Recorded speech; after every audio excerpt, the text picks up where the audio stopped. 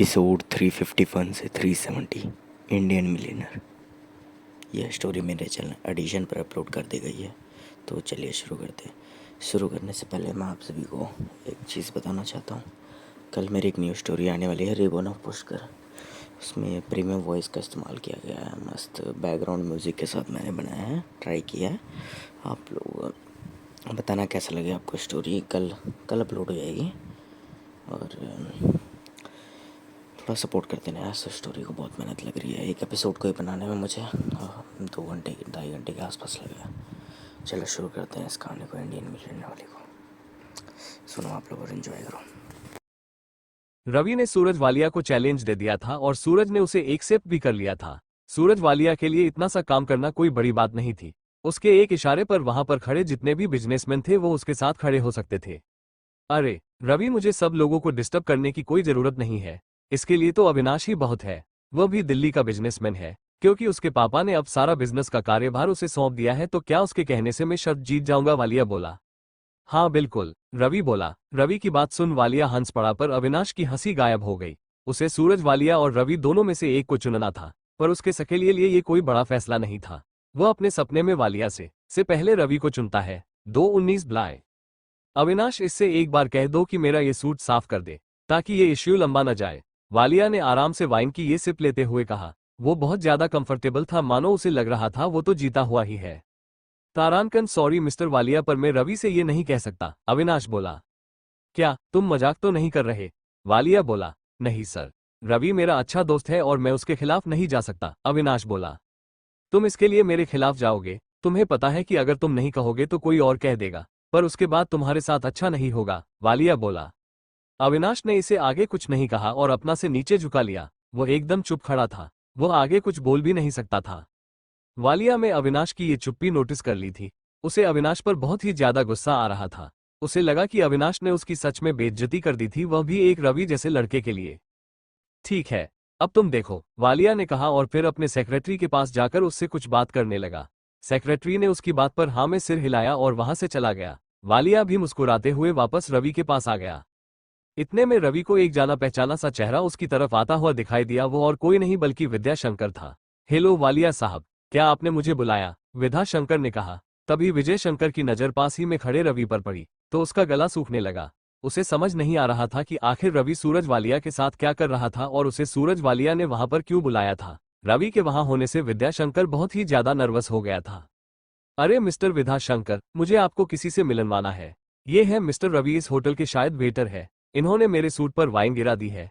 तो क्या आप रवि को मेरी तरफ से बोल सकते हैं कि उसे मेरा ये सूट साफ करके लाना होगा? वालिया में एक लंबी मुस्कुराहट के साथ विजय शंकर से कहा। विधा शंकर और वालिया का बिजनेस में एक बहुत ही गहरा रिश्ता था। वो पिछले 20 सालों से कई डील एक साथ कर चुके थे। विधा शंकर का जितना भी बिजनेस था वह वालिया की वजह से ही इतना बड़ा हो पाया था। इसीलिए वालिया को पूरा भरोसा था कि विधा शंकर रवि को ऐसा करने के लिए बोल देगा। इसीलिए उसने अपने सेक्रेटरी को बोलकर विधा शंकर को यहां बुलाने के लिए कहा था। वालिया की यह बात सुनकर विद्याशंकर के तो होश उड़ गए। उसके चेहरे पर पसीना आने लगा और वो थर थर कांपने लगा।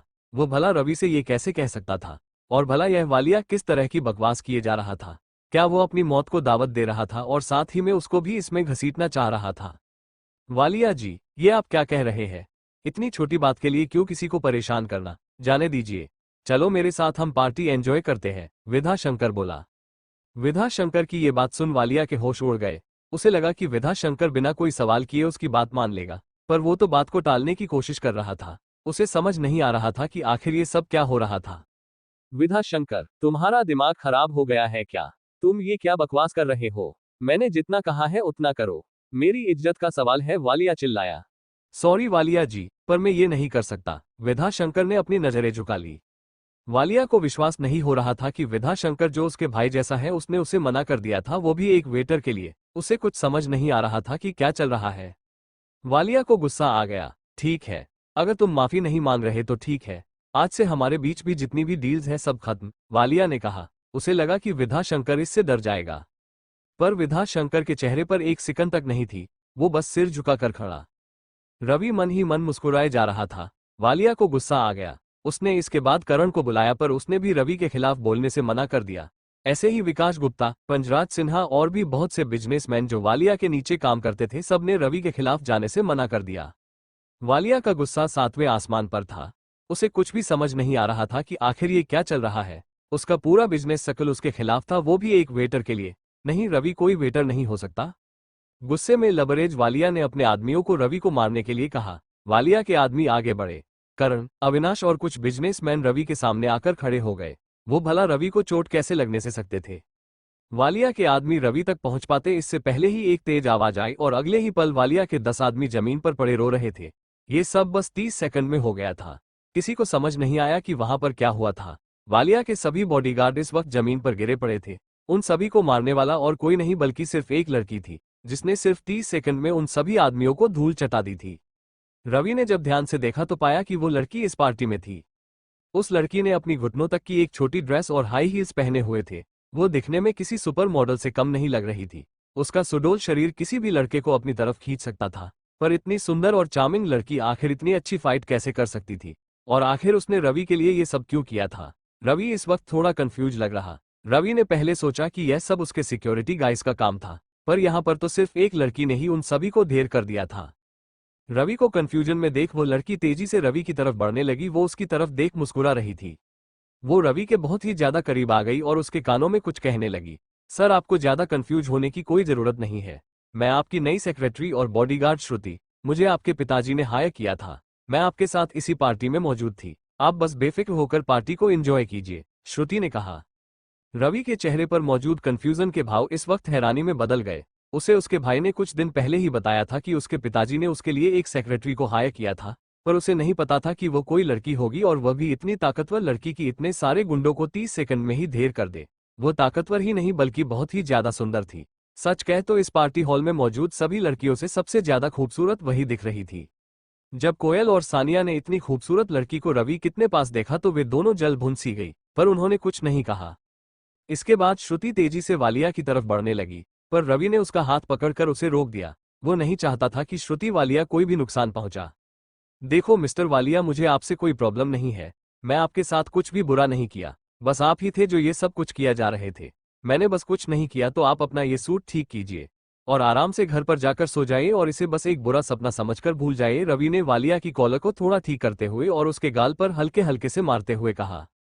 वालिया के लिए ये सब कुछ समझना बहुत ही ज्यादा मुश्किल था। उसका चेहरा गुस्से से लाल था, पर वो कुछ भी नहीं कर सकता था। उसने अपने पैसे की पावर और अपने आदमियों की पावर दोनों को रवि पर आजमा लिया था, पर रवि का बाल भी बांका नहीं कर पाया था। वो इस वक्त अपने आप को किसी कुएं के गहरी तली महसूस कर रहा था। वैभव कोने में खड़ा ये सब कुछ साफ साफ देख रहा था।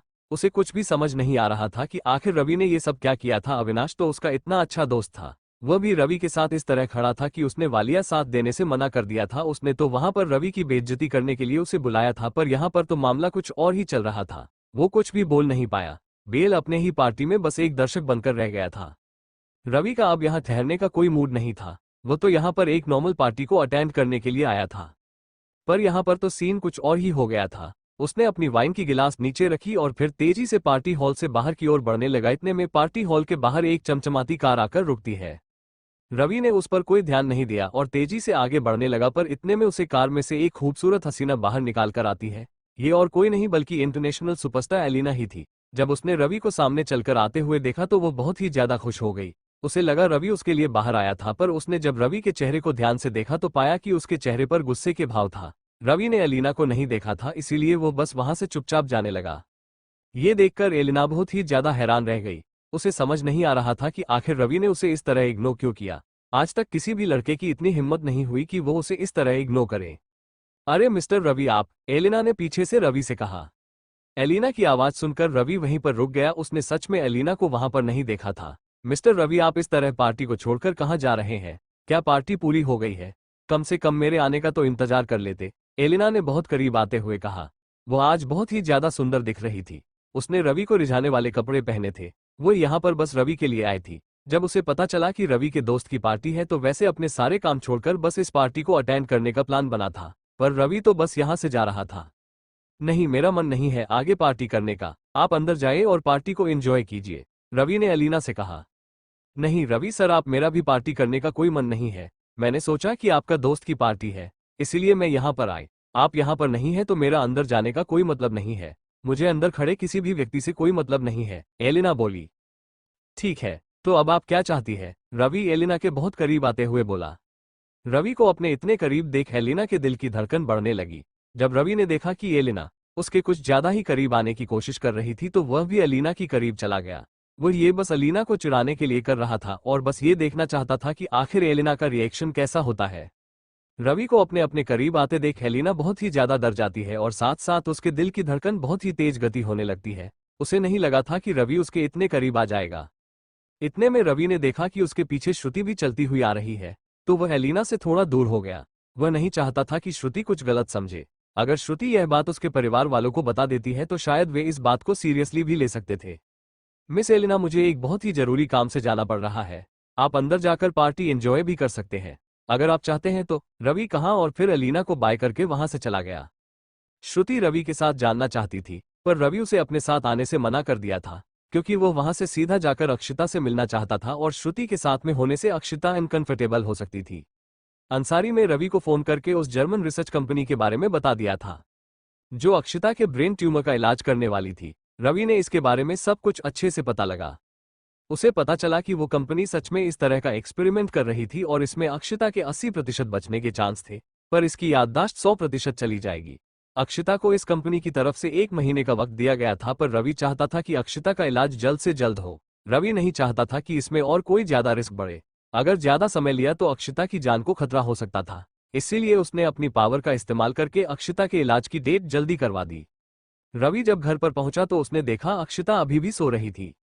अक्षिता सोते हुए बहुत ही ज्यादा प्यारी लग रही थी। रवि अक्षिता को बताना चाहता था कि उसका इलाज 1 महीने बाद नहीं बल्कि अगले हफ्ते ही है, पर जब उसने देखा कि अक्षिता बहुत ही गहरी नींद में सो रही थी तो उसने उसे डिस्टर्ब नहीं किया और उसके गालों को धीरे से चूमकर अपने रूम में चला गया। अगले दिन रवि ने अक्षिता को यह बता दिया था कि उसका इलाज अगले हफ्ते होने वाला है। अक्षिता ये बात सुनकर हैरान जरूर थी कि आखिर उस कंपनी में इतनी आसानी से उसके इलाज का समय जल्दी कैसे कर दिया था। अक्षिता इतना जल्दी अपना इलाज नहीं करवाना चाहती थी, वो रवि के साथ कुछ और समय बिताना चाहती थी, पर रवि ने भी उसे ये कहकर मना कर दिया कि अगर उसने और ज्यादा देर की तो उसकी जान को खतरा हो सकता था। अक्षिता को रवि की यह बात सही लगी, इसीलिए वो जर्मनी जाने के लिए मान गई। अक्षिता चाहती थी कि रवि भी उसके साथ जर्मनी आए, पर रवि के पास ना तो वीजा था और ना ही पासपोर्ट, तो वो अक्षिता साथ जर्मनी नहीं जा सकता था। पर रवि को अक्षिता की बहुत ही ज्यादा चिंता हो रही थी, वो अकेली जाकर जर्मनी कैसे जा सकती थी। पर अक्षिता ने उसे बताया कि उसका एक दोस्त जर्मनी में रहता है और वहां पर मेडिकल का स्टूडेंट है। उसने उससे बात कर ली है और वो जर्मनी में उसकी मदद कर देगा।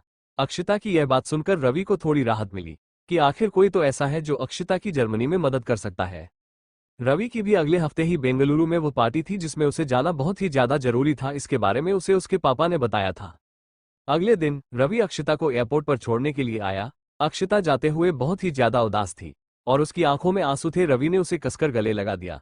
रवि उसे खोना नहीं चाहता था, पर रवि ने उससे प्रॉमिस किया कि वो उसे फिर से उसकी दिल में जगह बनाएगा। उसके दिल की जितनी भी यादें थे वो उसे फिर से जिंदा करेगा। अक्षिता ने रवि को जोर से पकड़कर एक किस दिया। उसे रवि साथ बिताए उसके सबसे अच्छे पल याद आ गए, वे पल जो उन्होंने परसों रात को एक साथ बिताए थे। अक्षिता ने फ्लाइट में चढ़ते हुए रवि को बाय कहा। वो बस पीछे मुड़कर रवि को ही देखे जा रही थी। रवि भी बस अक्षिता को ही देखे जा रहा था। अक्षिता के प्लान के टेक ऑफ कर लिया रवि ने अपनी नजरें पर तब तक गड़ा कर रखी जब तक कि वो उसकी आंखों से ओझल नहीं हो गया। रवि सच में इस वक्त बहुत ही ज्यादा मायूस था। उसे ऐसा लग रहा था मैंने उसने अपने एक दिल के टुकड़े को अलग कर लिया था, पर वो इस बात से भी खुश था कि इससे अक्षिता बच जाएगी। अक्षिता के थोड़े दिनों तक दूर रहने से वो अच्छे से काम भी कर पाएगा, क्योंकि वो हमेशा अक्षिता की फिक्र करता रहता था उसकी वजह से कहीं अक्षिता को कुछ ना हो जाए। पर अब रवि को किसी बात का डर नहीं था। अब वो खुलकर अपना काम कर सकता था। उसे अब अपनी आइडेंटिटी छुपाने का कोई मतलब नहीं लग रहा था। वह अपनी आइडेंटिटी बस अक्षिता की सिक्योरिटी के लिए छुपा कर रख रहा था। इस वक्त अक्षिता सुरक्षित थी। रवि अब जल्द से जल्द बेंगलुरु जाना चाहता था। वो अब जितना जल्दी हो सके अपने बिजनेस को संभालना चाहता था। उसके कॉलेज को पूरे होने में भी बस कुछ महीने ही थे। अब आगे क्या होगा? क्या रवि अपनी पहचान बता देगा सबको? क्या होगा जब रवि जाएगा बेंगलुरु? जानने के लिए पढ़ते रहिए अगला भाग। अक्षिता के वहां से चले जाने के बाद रवि ने सोचा कि उसका दिल्ली में कोई काम नहीं है। उसे अगले हफ्ते ही बेंगलुरु में होने वाली उसे पार्टी में भी शामिल होने जाना था, इसीलिए उसने सोचा कि उसे जल्द से जल्द बेंगलुरु पहुंचना चाहिए। अगले दिन ही रवि अपने प्राइवेट प्लेन से बेंगलुरु पहुंच गया था। उसे बेंगलुरु कुछ बदला बदला सा लग रहा था। जब उसने पिछली बार दिल्ली जाने के लिए बेंगलुरु को छोड़ा था तब और आज का बेंगलुरु से कुछ अलग सा लग रहा था। शायद बेंगलुरु नहीं बल्कि रवि बदल गया था। रचि को अब किसी भी बात का डर नहीं था। वो अब अपनी जिंदगी खुलकर जीत सकता था। वह अपने दम पर कुछ भी कर सकता था। उसके पास दुनिया की सारी पावर, सारा पैसा था। वो दुनिया के टॉप बिजनेसमैन में से एक था, जिसके के बारे में अभी तक किसी को भी नहीं पता था। रवि ने पहले सोचा कि वो होटल ब्लू जैक में जाकर अपने पापा से मिलेगा। फिर बाद में उसने सोचा कि वो पहले श्रेया से मिलकर जाएगा, जहां वो पहले रहता था और ड्राइवर का काम करता था। रवि ने टैक्सी ली और सीधा श्रेया के घर आ गया। रवि ने वापस से अपने नॉर्मल वाले कपड़े पहन लिए थे। वह नहीं चाहता था कि उन लोगों को सच इतना जल्दी पता चले। वो पूरी दुनिया के सामने अपना सच उस पार्टी में ही रखना चाहता था। उससे पहले यह बात किसी को भी नहीं बताना चाहता था, क्योंकि उसके पापा ने इसके लिए साफ मना किया था। रवि ने श्रेया के घर की बेल बजाई। जी बोलिए, आपको किसी से मिलना है? किसी नौजवान ने दरवाजा खोलते हुए कहा। पहले तो रवि को लगा कि वो कहीं गलत एड्रेस पर तो नहीं आ गया था, क्योंकि श्रेया के घर में उसके माँ पापा और उसके अलावा कोई नहीं रहता है। तो ये लड़का यहाँ पर क्या कर रहा था? क्या मिस्टर राजवर्धन जी इस वक्त अंदर है? मुझे उनसे मिलना है, रवि ने उस नौजवान से कहा। पर आप हैं कौन? उसने ने फिर से रवि से पूछा। रवि को समझ नहीं आ रहा था कि आखिर वो लड़का इतने सवाल क्यों पूछ रहा था। जी मैं मिस्टर राजवर्धन जी का पुराना ड्राइवर हूँ। उनसे कुछ बात करनी थी, इसीलिए यहाँ पर आ गया, रवि ने कहा। रवि की यह बात सुनकर उसे लड़के के चेहरे पर एक अजीब सी स्माइल आ गई। उसके चेहरे के भाव अचानक से बदल गए। ओ तो तुम राजवर्धन जी के ड्राइवर हो, चलो आओ आओ, उस लड़के ने रवि से कहा। उस लड़के की यह बात सुनकर रवि अंदर आ गया। रवि के पास इसमें कोई सामान नहीं था। उसने बस नॉर्मल से जीन्स और उसे पर एक शर्ट पहन रखी थी। वो बहुत ही ज्यादा सिंपल लग रहा था। रवि जब राजवर्धन जी के घर के अंदर पहुंचा तो वह हैरान रह गया। इस वक्त घर बहुत ही अच्छे से सजा हुआ था और घर में बहुत ही ज्यादा लाइट्स थी। पूरा घर रोशनी से जगमगा रहा था। ऐसा लग रहा था कि मानो किसी पार्टी की तैयारी चल रही थी। रवि की नजरें बस श्रेया को ही ढूंढ रही थी। ओ हेलो, किधर? तुम यहाँ पर राजवर्धन सी से मिलने आए हो ना? तो मिलो और निकलो यहाँ से। तुझे क्या लगता है कि इस पार्टी करने का तेरा ये बहाना यहाँ पर काम आएगा? अगर तुम इस घर के ड्राइवर नहीं हो तो तुम्हें इस पार्टी में आने का कोई मतलब नहीं है, उस लड़के ने पीछे से रवि से कहा। रवि को समझ नहीं आ रहा था कि आखिर इस लड़के को किस बात की प्रॉब्लम थी। तारांकन पार्टी? आखिर किस बात की पार्टी होनी है यहाँ पर? रवि ने कंफ्यूज होते हुए उस लड़के से पूछा। अरे तुम तो अच्छा नाटक कर लेते हो, तुम्हें यह भी नहीं पता कि आज श्रेया का बर्थडे है? उस लड़के ने रवि से पूछा। ये बात सुनकर रवि को याद आया कि यहाँ आज तो श्रेया का बर्थडे था। श्रेया का पिछला बर्थडे रवि उसके साथ नहीं माना पाया था, क्योंकि वो उस वक्त दिल्ली में था। एक रवि ने सोचा कि उसे जाकर श्रेया को बर्थडे विश करना चाहिए। क्या मैं जान सकता हूँ कि इस वक्त श्रेया कहाँ पर है? मुझे उसे बर्थडे विश करना है, रवि ने उस लड़के से कहा। क्या तुम श्रेया को बर्थडे विश करना चाहते हो? कोई जरूरत नहीं है इसकी, वो इस वक्त अपने कमरे में तैयार हो रही है। बड़े आए श्रेया को विश करने वाले, उस लड़के ने रवि के सामने अजीब सा मुंह बनाते हुए कहा। रवि देख पा रहा था कि वो लड़का उसके यहाँ पर आने से बिल्कुल भी खुश नहीं था। रवि ने इस लड़के से फिर कुछ नहीं कहा और अपना फोन निकालकर श्रेया को कॉल लगा लिया। श्रेया ने पहले रिंग में ही रवि का कॉल उठा लिया। हेलो रवि, कहाँ पर रहते हो आजकल तुम? उस दिन के बाद से हम कभी भी नहीं मिले। मैंने तुम्हें बहुत से कॉल करने का ट्राई किया था, पर तुम्हारा फोन लग ही नहीं रहा था। अच्छा सुनो, तुम इस वक्त जहां भी हो जल्दी से बेंगलुरु आ जाओ, क्योंकि मुझे लगता है कि आज तुम कुछ भूल रहे हो। श्रेया ने कॉल पिक करते ही बोलना शुरू कर दिया। अरे अरे, मुझे बोलने तो दो। अच्छा तुम जल्दी से नीचे आओ, तुम्हारे लिए कुछ सरप्राइज है, रवि ने कहा। क्या सरप्राइज? सच्ची? नहीं, अब ये मत कहना तुम कि तुम मेरे घर पर हो। नो वे। सच में क्या? एक मिनट रुको, मैं अभी आती हूँ। श्रेया बहुत ही ज्यादा खुश हो गई। उसे विश्वास नहीं हो रहा था कि रवि वहां पर आ गया था। थोड़ी देर में श्रेया भागती हुई रवि की तरफ तेजी से आगे बढ़ने लगी। जब उस लड़के ने देखा कि श्रेया तेजी से उसकी तरफ आ रही है तो उसे लगा कि वो उसे मिलने के लिए आ रही है, तो वह भी आगे बढ़ा और अपने दोनों हाथ फैला दिए। उस लगा कि श्रेया उसके लिए भागती हुई वहां पर आ रही है, पर उसे एक जोर का झटका लगा जब उसने देखा कि अक्षिता तेजी से भागते हुए रवि के गले लग गई थी। श्रेया भागती हुई आई और सीधा रवि के गले लग गई थी। इस बात से वो लड़का हैरान तो था, साथ ही साथ में बहुत ही ज्यादा गुस्सा हो गया था। आखिर श्रेया एक ड्राइवर से मिलकर इतना खुश कैसे हो रही थी, और वो इस तरह ड्राइवर से लिफ्ट कर क्यों बातें कर रही थी? उसे कुछ भी समझ नहीं आ रहा था कि आखिर रवि किस प्रकार का ड्राइवर था, पर उसे अब इस वक्त कुछ बोलना सही नहीं लगा। अरे रवि, तुम तो सच में यहाँ पर आ गए। मुझे उम्मीद नहीं थी कि तुम यहाँ पर आओगे। तुमने तो सच में मुझे बहुत ही बड़ा सरप्राइज दे दिया। क्या तुम्हें मेरा बर्थडे याद था, इसीलिए तुम यहाँ आए ना? सच सच बताओ, श्रेया ने रवि की तरफ शक भरी निगाहों से देखते हुए कहा। उसे लगा कि शायद रवि उसकी बर्थडे पार्टी को सेलिब्रेट करने के लिए यहाँ पर आया था। तारांकन, हाँ हाँ बिल्कुल, मैं तुम्हें बर्थडे का सरप्राइज देने के लिए यहाँ तक आया हूँ, रवि ने श्रेया से कहा। रवि को श्रेया के बर्थडे के बारे में नहीं पता था, पर वो श्रेया का दिल नहीं तोड़ना चाहता था, इसीलिए उसने उसे झूठ बोल दिया। ओह थैंक यू रवि, मुझे ये सरप्राइज बहुत ही ज्यादा अच्छा लगा, श्रेया ने खुश होते हुए कहा। श्रेया का नजरिया रवि के प्रति बहुत ही ज्यादा बदल चुका था। उसे गोड़ा लग रहा था कि रवि कोई बहुत ही बड़ा आदमी है, पर उसे उसे उसके बारे में थोड़ा थोड़ा कुछ भी नहीं पता था। जब पिछली बार रवि ने उसे बचाया था, जब से उसका नतीजा रवि के प्रति ऐसा हो गया था। वो रवि को अपने बेस्ट फ्रेंड से भी कुछ ज्यादा ही समझने लगी थी। रवि की यह बात सुनकर उसके पास ही में खड़ा वो लड़का जोर जोर से हंसने लगा। तारांकन, क्या हुआ आशीष, तुम्हें अचानक से किस बात की हंसी आ रही है? श्रेया ने उस लड़के की तरफ देखते हुए कहा। रवि को अब जाकर पता चला कि उस लड़के का नाम आशीष था। उसे समझ नहीं आ रहा था कि आखिर वो यहाँ पर क्या कर रहा था और अक्षिता से उसका क्या रिश्ता था। बेबी, सच में तुम भी ना बहुत ही ज्यादा मासूम हो। ये लड़का बोल रहा है कि इसे तुम्हारा बर्थडे याद है, इसीलिए वो तुम्हें यहाँ पर सरप्राइज देने के लिए आया है। पर कुछ वक्त पहले तो मुझे पूछ रहा था कि आखिर आज इस घर में किस बात का फंक्शन है। इसे तो ये बिल्कुल भी नहीं पता था कि आज तुम्हारा बर्थडे है, आशीष ने कहा। आशीष की यह बात सुनकर श्रेया रवि की तरफ घूर कर देखने लगी। रवि को समझ में आ गया था कि आखिर क्या चौकर चल रहा है। हो ना हो आशीष श्रेया का बॉयफ्रेंड था और वो उसके यहाँ होने से जल रहा था। पर रवि अपनी श्रेया के साथ दोस्ती इस तरह बर्बाद नहीं करना चाहता था। अगर उसे पता चलता है कि वो उसके लिए यहाँ पर नहीं आया तो वो थोड़ा नाराज हो सकती थी। तारांकन, अच्छा, अरे तुम्हें ऐसे क्यों लग रहा है? मैं तो बस श्रेया को सरप्राइज देना चाहता था, इसीलिए मैंने कुछ भी नहीं बताया, रति ने बात को आगे एक्सप्लेन करते हुए कहा। अच्छा ठीक है, मैंने तुम्हारी बात मान ली, पर अब ये बताओ कि अगर तुम श्रेया की बर्थडे पार्टी के लिए यहाँ पर आए हो तो उसके लिए कोई ना कोई गिफ्ट तो जरूर लाए होंगे। इससे यह साबित हो जाएगा कि तुम श्रेया की बर्थडे डेट को जानते हो या नहीं और उसको सरप्राइज देने के लिए यहाँ पर हो, आशीष ने कहा। आशीष रवि को पूरी तरह फंसाना चाहता था। वो रवि की श्रेया की नजरों में गिराना चाहता था। उसने देख लिया रत्ती अक्षिता का सिर्फ ड्राइवर ही नहीं था, वो उससे भी कुछ ज्यादा था। रवि को पता था कि अब वो इस बात से फंस चुका है। वो तो श्रेया के लिए कोई भी गिफ्ट लेकर नहीं आया था। यार आशीष, तुम भी क्या मजाक करते हो? मैं श्रेया के बर्थडे में आऊंगा और उसके लिए कोई गिफ्ट नहीं आऊंगा, ऐसा तो हो ही नहीं सकता। मैं गिफ्ट को अपने साथ में लेकर नहीं आया क्योंकि जो कुछ ज्यादा ही बड़ा है, बस कुछ वक्त में यहाँ पर आता होगा, रवि ने कहा। अच्छा, अब तो तुम अच्छे बहाने मार लेते हो। आखिर इतना बड़ा गिफ्ट है कि इसे तुम अपने साथ में नहीं ला सकते। अब तो अपना झूठा बंद करो, आशीष ने रवि से कहा।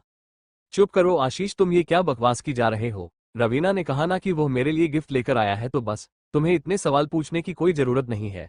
चलो रवि, केक काटने का भी समय हो गया है। हमारे गिफ्ट को हम बाद में देखेंगे जब वो आएगा, श्रेया ने कहा और वो रवि के साथ अंदर चली गई। आशीष भी उन दोनों के पीछे पीछे अंदर चला गया जहां पर इस वक्त श्रेया के बर्थडे का केक रखा हुआ था। उस रूम में रवि ने देखा कि वहां पर इस वक्त कोई ज्यादा लोग नहीं थे। श्रेया के कॉलेज के कुछ दोस्त और उसके कुछ रिश्तेदार थे। रवि ने मौका देखकर अपना फोन निकाला और अंसारी को कॉल लगा दिया। वीके जल्द से जल्द श्रेया के लिए एक गिफ्ट मंगवाना चाहता था ताकि उसे बिल्कुल भी बुरा ना लगे। अंसारी ने उसे कहा कि वो अगले आधे घंटे में राजवर्धन जी के घर में वो गिफ्ट डिलीवर कर देंगे। केक काटने के बाद सभी ने पार्टी को एंजॉय किया। सबने श्रेया को कई सारी गिफ्ट दिए, कुछ तो बहुत ही ज्यादा एक्सपेंसिव थे। आशीष ने श्रेया को एक डायमंड वॉच गिफ्ट में दी थी। वो रवि के सामने बड़ी ही घमंड भरी नजरों से देख रहा था, मानो उसने श्रेया को उसके सामने ही जीत लिया था। आशीष को लगा कि रवि की इतनी औकात नहीं है कि वो इस तरह की एक भी वॉच श्रेया को गिफ्ट में दे सके। वो श्रेया के सामने ही साबित करना चाहता था कि वो उसके लिए कितना परफेक्ट है। जब वहां पर खड़े सभी लोगों ने श्रेया को गिफ्ट दे दिए थे तभी आशीष रवि की तरफ मुड़ा। तारांकन, सब लोगों ने तो अपने अपने गिफ्ट दे दी है, तो अब तुम्हारा गिफ्ट कहां पर है? क्या वो अभी तक नहीं आया या आने वाला ही नहीं था? आशीष ने रवि को टोंट मारते हुए कहा। रवि ने आशीष की इस बात का कोई जवाब नहीं दिया और वो बस चुपचाप वहां पर खड़ा रहा। तभी रवि के पास कॉल आया। सर, मैं ये गिफ्ट का पैकेज लेकर बाहर आ गया हूँ, क्या आप इसे रिसीव कर सकते हैं? कॉल पर किसी ने कहा। ठीक है, मैं अभी आता हूँ, रवि ने कॉल पर कहा और कट कर दिया। तारांकन, श्रेया, एक मिनट रुको, मैं तुम्हारे लिए गिफ्ट लेकर आता हूँ। मुझे अभी डिलीवरी वाले का कॉल आया है कि तुम्हारा गिफ्ट बाहर आ चुका है, बस थोड़ी देर इंतजार करो, रवि ने कहा और फिर तेजी से बात की और चला गया। रवि श्रेया का गिफ्ट लाने के लिए हवेली से बाहर गया, पर बाहर जाते ही उसने वापस श्रेया को कॉल करके बाहर आने के लिए कहा क्योंकि गिफ्ट इतना बड़ा था कि उसे अंदर नहीं ले जा सकते थे। श्रेया, तुम सच में बहुत ही ज्यादा भोली हो। तुम्हें लगता है कि वो तुम्हारे लिए कोई ऐसा गिफ्ट लेकर आएगा जो घर के अंदर नहीं लाया जा सकता? मुझे तो लगता है वो कोई सस्ता सा गिफ्ट लेकर आया होगा। उसे इतना नाटक करने की क्या जरूरत है? आशीष ने श्रेया को भड़कते हुए कहा। श्रेया ने आशीष की कोई बात नहीं सुनी और वो चलते हुए हवेली के बाहर आ गई। उसके पीछे पीछे उसके कॉलेज के दोस्त, उसकी मम्मी पापा भी बाहर आ गई। वह भी देखना चाहते थे कि आखिर रवि श्रेया के लिए क्या गिफ्ट लेकर आया था।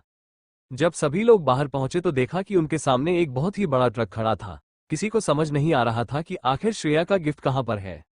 रवि, तुम ये क्या मजाक कर रहे हो? क्या तुम श्रेया को देने के लिए ये ट्रक लेकर आए हो? माना कि यह ट्रक महंगा है, पर श्रेया इस ट्रक का क्या करेगी? और तो और यह ट्रक नया भी नहीं है, कहीं तुम पागल वागल तो नहीं हो गई? आशीष ने रवि से कहा। रवि ने आशीष की बातों पर ध्यान नहीं दिया और वह सीधा चलकर श्रेया के पास आ गया और उसके हाथ में एक रिमोट थमा दिया। तारांकन, श्रेया चलो ये रिमोट का बटन दबाओ, तुम्हारा गिफ्ट उसे ट्रक के अंदर है, रवि ने श्रेया से कहा। श्रेया को रवि की यह बात को समझ नहीं आई। आखिर रवि क्या करना चाहता था। श्रेया को पता था कि रवि इतना कैपेबल तो नहीं है कि इसके लिए इतना बड़ा गिफ्ट आ सके, पर उसे अभी भी लग रहा था कि रवि का कोई सीक्रेट जरूर है, क्योंकि जिस दिन रवि ने उसे इतने बड़े गुंडों से बचाया था उसी दिन से उसे रवि कुछ अजीब सा लगने लगा था। श्रेया ने वो रिमोट लिया और उसका बटन दबा दिया। रिमोट का बटन दबाते ही धीरे धीरे उसे ट्रक के पीछे का दरवाजा खुलने लगा और कुछ ही देर में उसे ट्रक का पूरा दरवाजा खुल गया। पर ट्रक में कुछ नहीं दिख रहा था। उसे ट्रक के कंटेनर का गेट खुल चुका था, पर उसमें बहुत ही ज्यादा अंधेरा था तो कोई कुछ देख भी नहीं पा रहा था। मुझे लगता है ये ट्रक खाली है। रवि तो हमें बेवकूफ बनाने की कोशिश कर रहे हैं। अभी तुमने श्रेया के बर्थडे के दिन उसके साथ इतना बेहुदा मजाक किया। तुम इस घर के ड्राइवर थे, इसका मतलब यह नहीं है कि तुम कुछ भी करोगे। आशीष ने फिर से रवि से कहा। हो रवि से बहुत ही ज्यादा चिढ़ गया था। उसे लग रहा था कि रवि श्रेया के सामने शो ऑफ करने की कोशिश कर रहा था, पर वह इतना तो जानता था कि रवि का गिफ्ट उसकी गिफ्ट से ज्यादा महंगा नहीं होगा।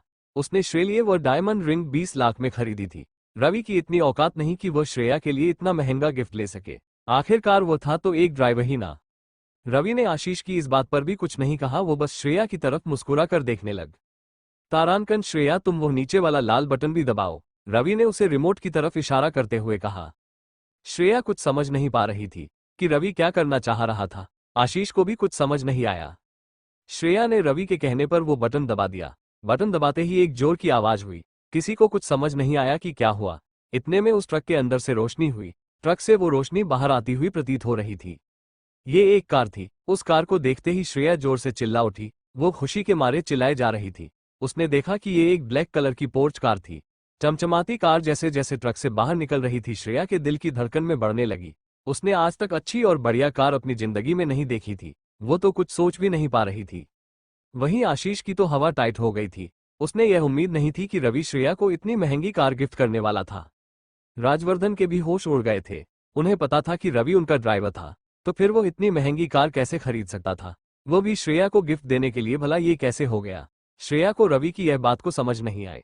आखिर रवि क्या करना चाहता था। श्रेया को पता था कि रवि इतना कैपेबल तो नहीं है कि इसके लिए इतना बड़ा गिफ्ट आ सके, पर उसे अभी भी लग रहा था कि रवि का कोई सीक्रेट जरूर है, क्योंकि जिस दिन रवि ने उसे इतने बड़े गुंडों से बचाया था उसी दिन से उसे रवि कुछ अजीब सा लगने लगा था। श्रेया ने वो रिमोट लिया और उसका बटन दबा दिया। रिमोट का बटन दबाते ही धीरे धीरे उसे ट्रक के पीछे का दरवाजा खुलने लगा और कुछ ही देर में उसे ट्रक का पूरा दरवाजा खुल गया। पर ट्रक में कुछ नहीं दिख रहा था। उसे ट्रक के कंटेनर का गेट खुल चुका था, पर उसमें बहुत ही ज्यादा अंधेरा था तो कोई कुछ देख भी नहीं पा रहा था। मुझे लगता है ये ट्रक खाली है। रवि तो हमें बेवकूफ बनाने की कोशिश कर रहे हैं। अभी तुमने श्रेया के बर्थडे के दिन उसके साथ इतना बेहुदा मजाक किया। तुम इस घर के ड्राइवर थे, इसका मतलब यह नहीं है कि तुम कुछ भी करोगे। आशीष ने फिर से रवि से कहा। हो रवि से बहुत ही ज्यादा चिढ़ गया था। उसे लग रहा था कि रवि श्रेया के सामने शो ऑफ करने की कोशिश कर रहा था, पर वह इतना तो जानता था कि रवि का गिफ्ट उसकी गिफ्ट से ज्यादा महंगा नहीं होगा। उसने श्रेया लिए वह डायमंड रिंग 20 लाख में खरीदी थी। रवि की इतनी औकात नहीं कि वह श्रेया के लिए इतना महंगा गिफ्ट ले सके। आखिरकार वो था तो एक ड्राइवर ही ना। रवि ने आशीष की इस बात पर भी कुछ नहीं कहा, वो बस श्रेया की तरफ मुस्कुरा कर देखने लग। तारांकन, श्रेया तुम वो नीचे वाला लाल बटन भी दबाओ, रवि ने उसे रिमोट की तरफ इशारा करते हुए कहा। श्रेया कुछ समझ नहीं पा रही थी कि रवि क्या करना चाह रहा था। आशीष को भी कुछ समझ नहीं आया। श्रेया ने रवि के कहने पर वो बटन दबा दिया। बटन दबाते ही एक जोर की आवाज हुई। किसी को कुछ समझ नहीं आया कि क्या हुआ। इतने में उस ट्रक के अंदर से रोशनी हुई। ट्रक से वो रोशनी बाहर आती हुई प्रतीत हो रही थी। ये एक कार थी। उस कार को देखते ही श्रेया जोर से चिल्ला उठी। वो खुशी के मारे चिल्लाए जा रही थी। उसने देखा कि ये एक ब्लैक कलर की पोर्च कार थी। चमचमाती कार जैसे जैसे ट्रक से बाहर निकल रही थी, श्रेया के दिल की धड़कन में बढ़ने लगी। उसने आज तक अच्छी और बढ़िया कार अपनी जिंदगी में नहीं देखी थी। वो तो कुछ सोच भी नहीं पा रही थी। वहीं आशीष की तो हवा टाइट हो गई थी। उसने यह उम्मीद नहीं थी कि रवि श्रेया को इतनी महंगी कार गिफ्ट करने वाला था। राजवर्धन के भी होश उड़ गए थे। उन्हें पता था कि रवि उनका ड्राइवर था, तो फिर वो इतनी महंगी कार कैसे खरीद सकता था, वह भी श्रेया को गिफ्ट देने के लिए। भला ये कैसे हो गया। रवि, क्या तुमने सच में मेरे लिए यही गिफ्ट खरीदा है, या तुम मेरे साथ कोई मजाक कर रहे हो। देखो, मुझे इस तरह का मजाक बिल्कुल भी पसंद नहीं है, श्रेया ने रवि से कहा।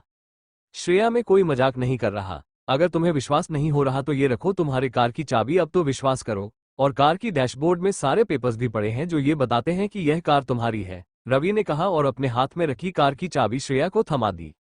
34 रात के 11:32 ये सुनकर श्रेया तो मानो पागल सी हो गई। रवि सच में उसके लिए इतनी महंगी कार गिफ्ट में लेकर आया, पर कैसे श्रेया को कुछ भी समझ नहीं आ रहा था। आशीष भी हक्का बक्का रह गया था। श्रेया जल्दी से आगे बढ़ी और उस कार का दरवाजा खोल दिया। कार को अंदर उसकी हैरानी का ठिकाना नहीं रहा। सच में यह एक बहुत ही खूबसूरत कार थी। उसने आज से पहले इस तरह की कार अपनी जिंदगी में नहीं देखी थी। श्रेया कार के अंदर बैठी और उसे स्टार्ट कर दिया। रवि, क्या तुम मेरे साथ इस कार में ड्राइव करना चाहोगे? कार को स्टार्ट करते ही श्रेया रवि से पूछा। क्या एक ड्राइव पर? मैं श्रेया के साथ लॉन्ग ड्राइव पर कैसे जा सकता हूँ? रवि मन ही मन सोचने लगा। क्या उसे आशीष के वहां पर होते हुए श्रेया के साथ लॉन्ग ड्राइव पर जाना चाहिए? क्या ये सही होगा? अब आगे क्या होगा? क्या रवि जाएगा श्रेया के साथ? जानने के लिए पढ़ते रहिए अगला भाग। श्रेया ने रवि को लॉन्ग ड्राइव पर चलने के लिए कहा। रवि सोचने लगा कि उसे क्या करना चाहिए, पर उसने सोचा कि अगर उसने श्रेया को मना किया तो उसका मूड खराब हो जाएगा। रवि, अब चलो भी, क्या इतना सोच रहे हो? श्रेया ने कार की हॉर्न बजाते हुए कहा। रवि ने आगे कुछ नहीं सोचा और कार में बैठ गया। आशीष को यह देख बहुत ही ज्यादा गुस्सा आने लगा, पर वो कुछ कर भी नहीं सकता था। रवि कार में बैठ गया और श्रेया ने कार स्टार्ट की और दोनों निकल पड़े लौना ड्राइव पर। करीब 1 घंटे तक ड्राइव करने के बाद श्रेया थक गई। रवि, चलो ना पब में चलकर ड्रिंक करते हैं, श्रेया बोली। ड्रिंक? रवि को समझ नहीं आ रहा था कि आखिर श्रेया इस वक्त ड्रिंक की बात क्यों कर रही थी। अरे नहीं श्रेया, इस वक्त कहाँ ड्रिंक करने चलेंगे? देखो कितनी रात हो गई है। चलो घर चलो, तुम्हारी मम्मी पापा और आशीष भी तुम्हारा इंतजार कर रहे होंगे, रवि ने श्रेया से कहा। अरे रवि यार, तुम क्या बकवास किए जा रहे हैं? तुम 1 साल बाद वापस बेंगलुरु आया है, थोड़ा तो एंजॉय करना बनता है। मम्मी पापा की टेंशन मत ले तू, अब चल मेरे साथ पब में, श्रेया ने कहा और फिर जल्दी से गाड़ी को पब की तरफ मोड़ दिया।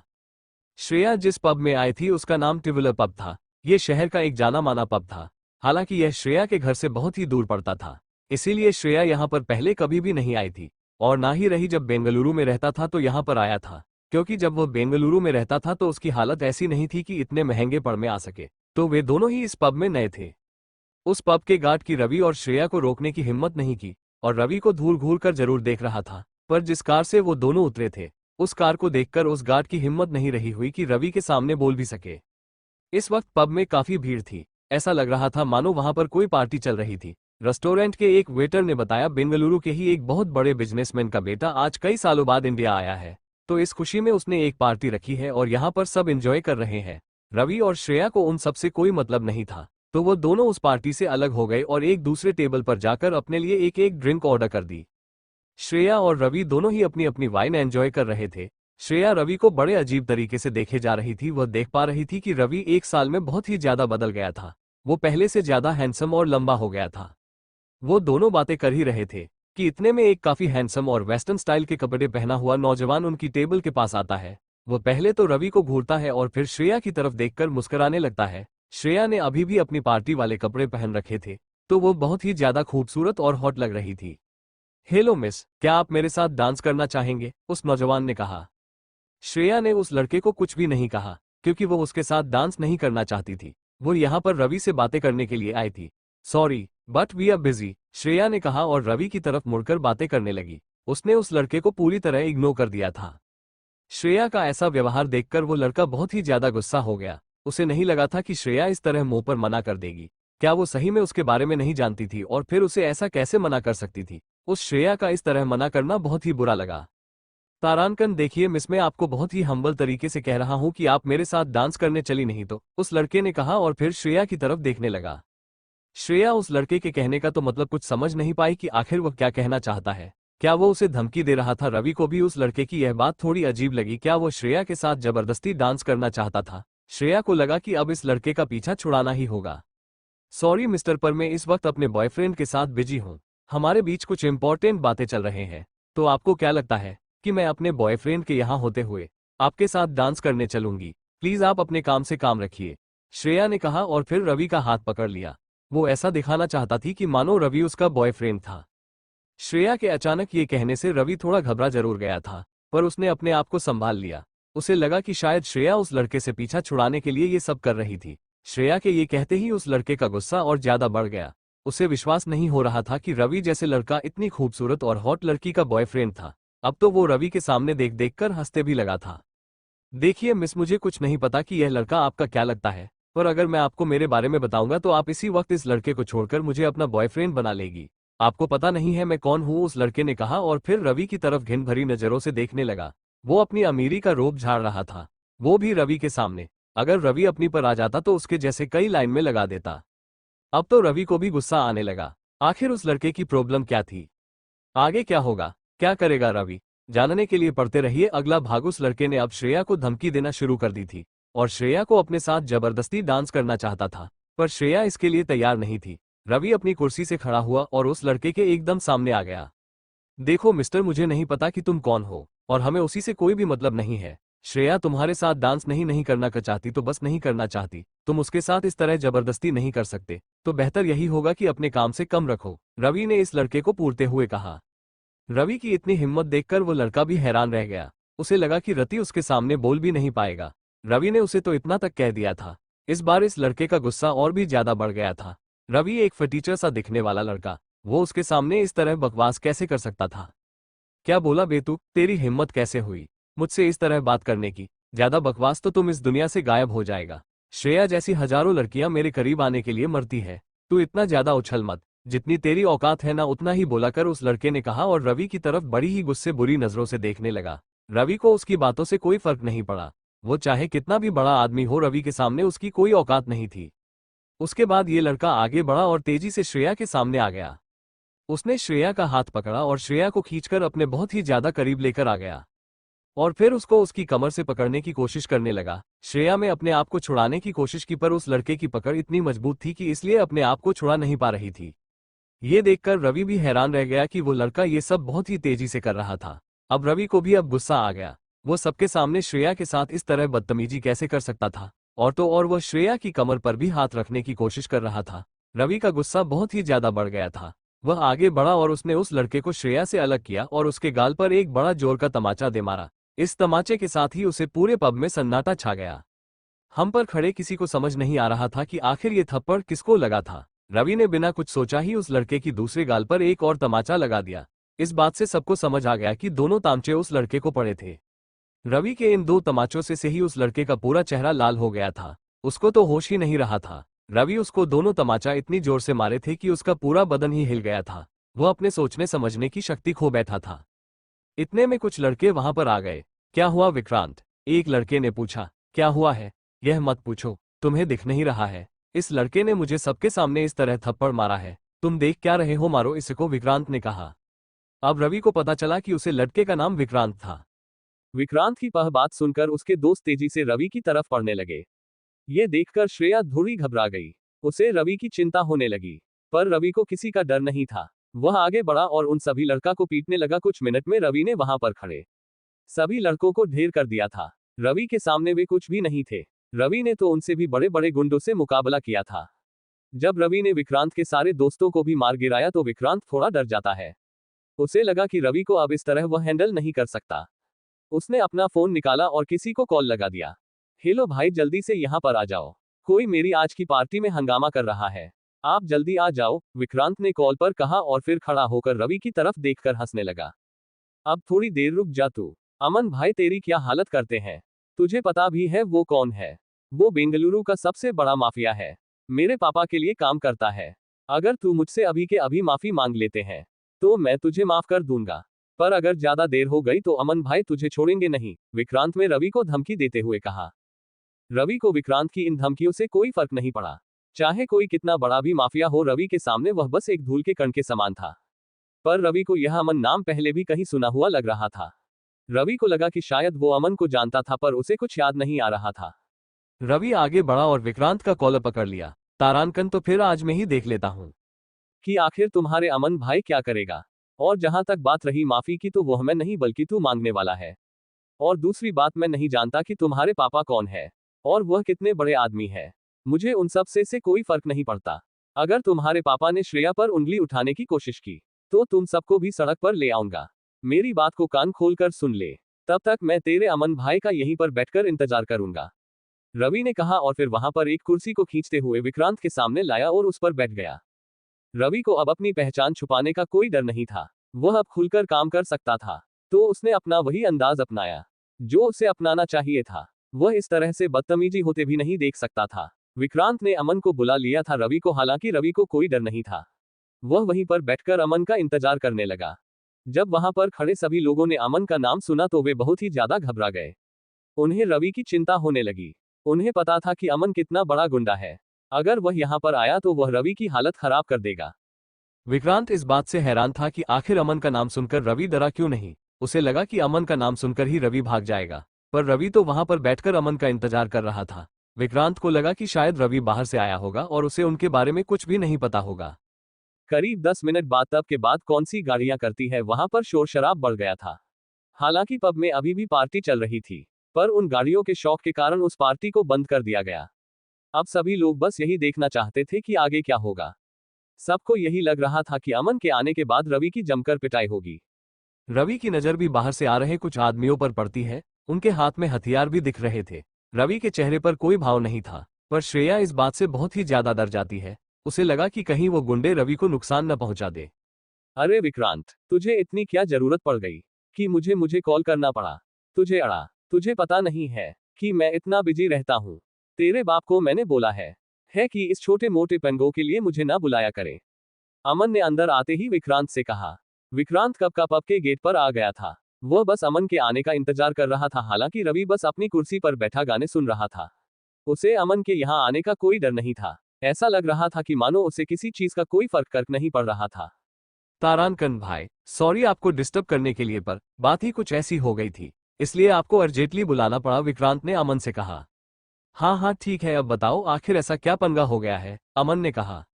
भाई वो जो वहां पर कुर्सी पर जो लड़का बैठा है ना, उसने मेरे सारे आदमियों को मार दिया और मुझे भी चांटे मारे। मेरे सारे आदमी उस अकेले लड़के को हैंडल नहीं कर पाए। वह मेरी पार्टी में आकर तमाशा कर रहा था, इसलिए मुझे आपको बुलाना पड़ा, विक्रांत ने अमन को से कहा। क्या एक अकेले लड़के ने तुम्हारे सारे आदमियों को मार दिया? अमन ने हैरानी से रवि की तरफ देखा। उसे रवि का चेहरा अभी तक साफ नहीं दिख रहा था, क्योंकि वो रवि से काफी दूर था और रवि अमन के सामने देख भी नहीं रहा था। विक्रांत की यह बात सुनकर अमन धीरे धीरे रवि की तरफ पड़ने लगा। जैसे जैसे वो रवि की नजदीक आ रहा था उसके दिल की धड़कन और ज्यादा तेज चलने लगी। उसे ऐसा लग रहा था कि मानी उसने उस लड़के को पहले भी कहीं देखा था। जैसे उसने रवि का चेहरा एकदम साफ देखा तो उसके पैर वहीं पर जम गए। वो अपनी जगह से हिल भी नहीं पा रहा था। उसने अपने सपने में भी नहीं सोचा था कि उसे फिर से इस इंसान का सामना करना पड़ेगा जिससे वो इतने सालों से बचने की कोशिश कर रहा था। अमन को रवि अच्छे से याद था। 1 साल पहले जब अमन ने राहुल अंकल के कहने पर श्रेया को किडनैप किया था, तब रवि ने ही उसको सबक सिखाया था और उसे ये भी कहा था कि वो आज से रवि के लिए काम करेगा। रवि की वजह से ही आज बेंगलुरु में उसका इतना बड़ा नेटवर्क था। रवि ने दिल्ली जाने से पहले अमन से कहा था कि वह श्रेया की सिक्योरिटी का ध्यान रखे, और तब से आज तक उसने श्रेया का पूरा ध्यान रखा था। चाहे वो कॉलेज हो या मार्केट या कोई मॉल, उसने हर वक्त श्रेया के पीछे अपने आदमी लगा रखे थे ताकि श्रेया को कोई नुकसान नहीं हो। उसे डर था कि अगर श्रेया को कुछ नुकसान हुआ तो रवि इसकी हालत खराब कर देगा, पर आज रवि खुद उसके सामने था। एक तरह से देखा जाए तो अमन का बॉस रवि ही था। अमन के चेहरे पर पसीना आने लगा। उसे समझ नहीं आ रहा था कि आखिर वो क्या बोले। उसे पता था कि विक्रांत ने कोई ना कोई बेवकूफी की होगी, इसीलिए रवि ने उसे मारा होगा। तभी उसकी नजर पास ही में बेटी श्रेया पर पड़ जाती हूँ। अब उसे सारा माजरा समझ आ गया था कि आखिर रवि और विक्रांत के बीच में क्या हुआ था। हो ना हो विक्रांत ने श्रेया के साथ बदतमीजी करने की कोशिश की होगी, इसीलिए रवि ने उसे इतना मारा होगा। अब तो अमन को डर भी लगने लगा और विक्रांत पर गुस्सा भी आने लगा। इतने में रवि ने भी अमन को देख लिया था। रवि ने भी अमन को देखते ही पहचान लिया था। रवि अब मन ही मन हंसने लगा और उसे विक्रांत के लिए बुरा लगने लगा। अमन आगे बढ़ाओ और उसने खींचकर विक्रांत को एक थप्पड़ लगा दिया। फिर उसने विक्रांत की कान पकड़े और उसे खींचकर रवि के पैरों में गिरा दिया। अपने पर हुए अचानक इस हमले से विक्रांत संभाल नहीं पाया। उसे समझ नहीं आ रहा था कि आखिर अमन ने उसके साथ ऐसा क्यों किया था, और आखिर उसने इतनी जोर से थप्पड़ क्यों मारा था। क्या उससे कोई गलती हो गई थी? वहां पर क्या चल रहा था किसी को भी समझ नहीं आ रहा था। जो लोग ये सोच रहे थे कि रवि की आज खूब पिटाई होगी, वह सबसे ज्यादा हैरान थे, क्योंकि अमन तो उल्टा विक्रांत को ही मारा था जिसने उसे यहाँ पर बुलाया था। अब आगे क्या होगा, क्या करेगा अमन और क्या करेगा विक्रांत, जानने के लिए पढ़ते रहिए अगला भाग। रवि के डर से अमन ने सबके सामने विक्रांत को थप्पड़ लगा दिया था। तारानकन रवि सर, मुझे इस सब के लिए माफ कीजिए। विक्रांत को आपके बारे में कुछ भी नहीं पता है, तो उसे बस जाने दीजिए। मैं वादा करता हूं कि आगे से यह ऐसी कोई गलती नहीं करेगा, अमन ने रवि के सामने झुकते हुए कहा। देखा तो जब पब में खड़े सभी लोगों ने इस तरह अमन को रवि के सामने झुकते हुए देखा, सबके होश उड़ गए। वे सभी देख पा रहे थे कि अमन रवि की कितनी रिस्पेक्ट कर रहा था और साथ ही साथ उसने रवि से माफी भी मांग ली थी। सबको पता था कि विक्रांत कितना पावरफुल है, फिर भी उसने विक्रांत को थप्पड़ मारा, सिर्फ रवि के लिए। इस बात से ही सबको अंदाजा हो गया था कि रवि हो ना हो कोई बहुत बड़ा आदमी है, नहीं तो अमन इतना बेवकूफ नहीं है कि वो विक्रांत को थप्पड़ मारकर उससे दुश्मनी मोल ले। अमन, तुम्हारी हिम्मत कैसे हुई मुझे इस तरह मारने की? तुम्हें पता नहीं है कि तुम्हें मेरी सिक्योरिटी के पैसे दिए गए हैं, ना कि मुझे मारने के। अगर पापा को पता चला ना तो तुम्हारी खैर नहीं। तुमने मुझे इस फटीचर के लिए थप्पड़ मारा, विक्रांत ने खड़े होते हुए अमन से जोर आवाज में कहा। इस बात से अमन को भी बहुत ज्यादा गुस्सा आ गया। वह देख पा रहा था कि विक्रांत फिर से रवि को गुस्सा दिलाने का काम कर रहा है। अमन कब से रवि को उसकी गलती के लिए मनाना चाहता था, पर विक्रांत इस बात को बिगाड़ रहा था, और तो और रवि को वो फटीचर भी बोल रहा था। अमन को यह भी पता था कि विक्रांत के पापा कितने पावरफुल है, वो बेंगलुरु में उनका कितना नाम चलता है, पर रवि के सामने उस विक्रांत की कोई औकात नहीं थी, तो फिर अमन को डरने की भी कोई जरूरत नहीं थी। विक्रांत, अपनी औकात में रहकर बात करो। अगर मैंने रवि सर के खिलाफ एक और शब्द भी सुना तो इस पब से तुम्हारी लाश जाएगी। और बोल दो अपने बाप को कि आगे से मैं उनके लिए काम नहीं कर रहा, मैं पहले से ही किसी और के लिए काम कर रहा हूं। मैं रवि सर मेरे बॉस है और मैं उनके लिए पिछले 1 साल से कम कर रहा हूं, अमन ने रवि की तरफ देखते हुए कहा। अमन की यह बात सुनकर रवि हैरान रह गया। उसे नहीं लगा था कि अमन उसकी बात को 1 साल तक फॉलो करेगा। उसने उस दिन बस अमन को डराने के लिए यह बात कही थी कि उसे श्रेया का ध्यान रखना होगा, और उसने तो सच में श्रेया का इतना ध्यान रखा था। इस बात से रवि बहुत ही ज्यादा खुश हो जाता है। उसे अब अमन पर भरोसा होने लग गया। उसे लगा कि अमन उसका भरोसे का आदमी हो सकता है, और बेंगलुरु में उसके काम में उसका साथ भी दे सकता है। 8 सब्सक्राइबर्स। इधर श्रेया हैरानी से ये सब देख रही थी। उसे कुछ भी समझ नहीं आ रहा था कि आखिर अमन जैसा इतना बड़ा गुंडा रवि के सामने इस तरह बात क्यों कर रहा था, और तो और हो रवि को बॉस भी बोल रहा था। उसके लिए कुछ भी समझ पाना मुश्किल हो रहा था। अब तो श्रेया को धीरे धीरे समझ जाने लगा कि रवि हो ने हो कोई बहुत ही बड़ा आदमी है, क्योंकि उसे आज की रवि ने उसे इतनी महंगी कार गिफ्ट की थी। आखिर एक टैक्सी ड्राइवर इतनी महंगी कार कैसे अफोर्ड कर सकता था, और जो उसने दिल्ली में किया था, उसके बाद तो कहा जा सकता है कि रवि कोई नॉर्मल इंसान नहीं था, जैसा सब लोग सोचते हैं। अमन, मैं तुम्हारे काम से बहुत ही ज्यादा खुश हूँ। मैं आज सुबह ही किसी काम से बेंगलुरु आया हूँ। अगर मुझे तुम्हारी जरूरत पड़ी तो मैं तुम्हें बुलाऊंगा। और अभी विक्रांत का क्या करना है, बस तुम ही जानो। बस उसे जान से मत मार देना, और इसके बाप को बोल देना वह अपने बेटे को लेकर श्रेया के घर जाए और श्रेया से माफी मांगे। अगर उसने ऐसा नहीं किया तो अंजाम बहुत ही ज्यादा बुरा होगा, रवि ने अमन से कहा, और फिर अपना बिल पे कर पब से बाहर आ गया। सब लोग बस रवि को जाते हुए देख रहे थे। विक्रांत बस रवि को ही घूरे जा रहा था। जाते हुए जो धमकी उसने विक्रांत को दी थी, इसका मतलब विक्रांत बिल्कुल भी समझ नहीं पाया था। भला उसके पापा और वह श्रेया से माफी मांगने उसके घर क्यों जाएंगे? उसके बाद अमन आगे बढ़ा और विक्रांत की कॉलर पकड़कर उसे खड़ा कर दिया। देखो विक्रांत, अब मेरी बात ध्यान से सुनो। मैंने अभी जो कुछ भी किया वो सब तुम्हारे भले के लिए ही किया।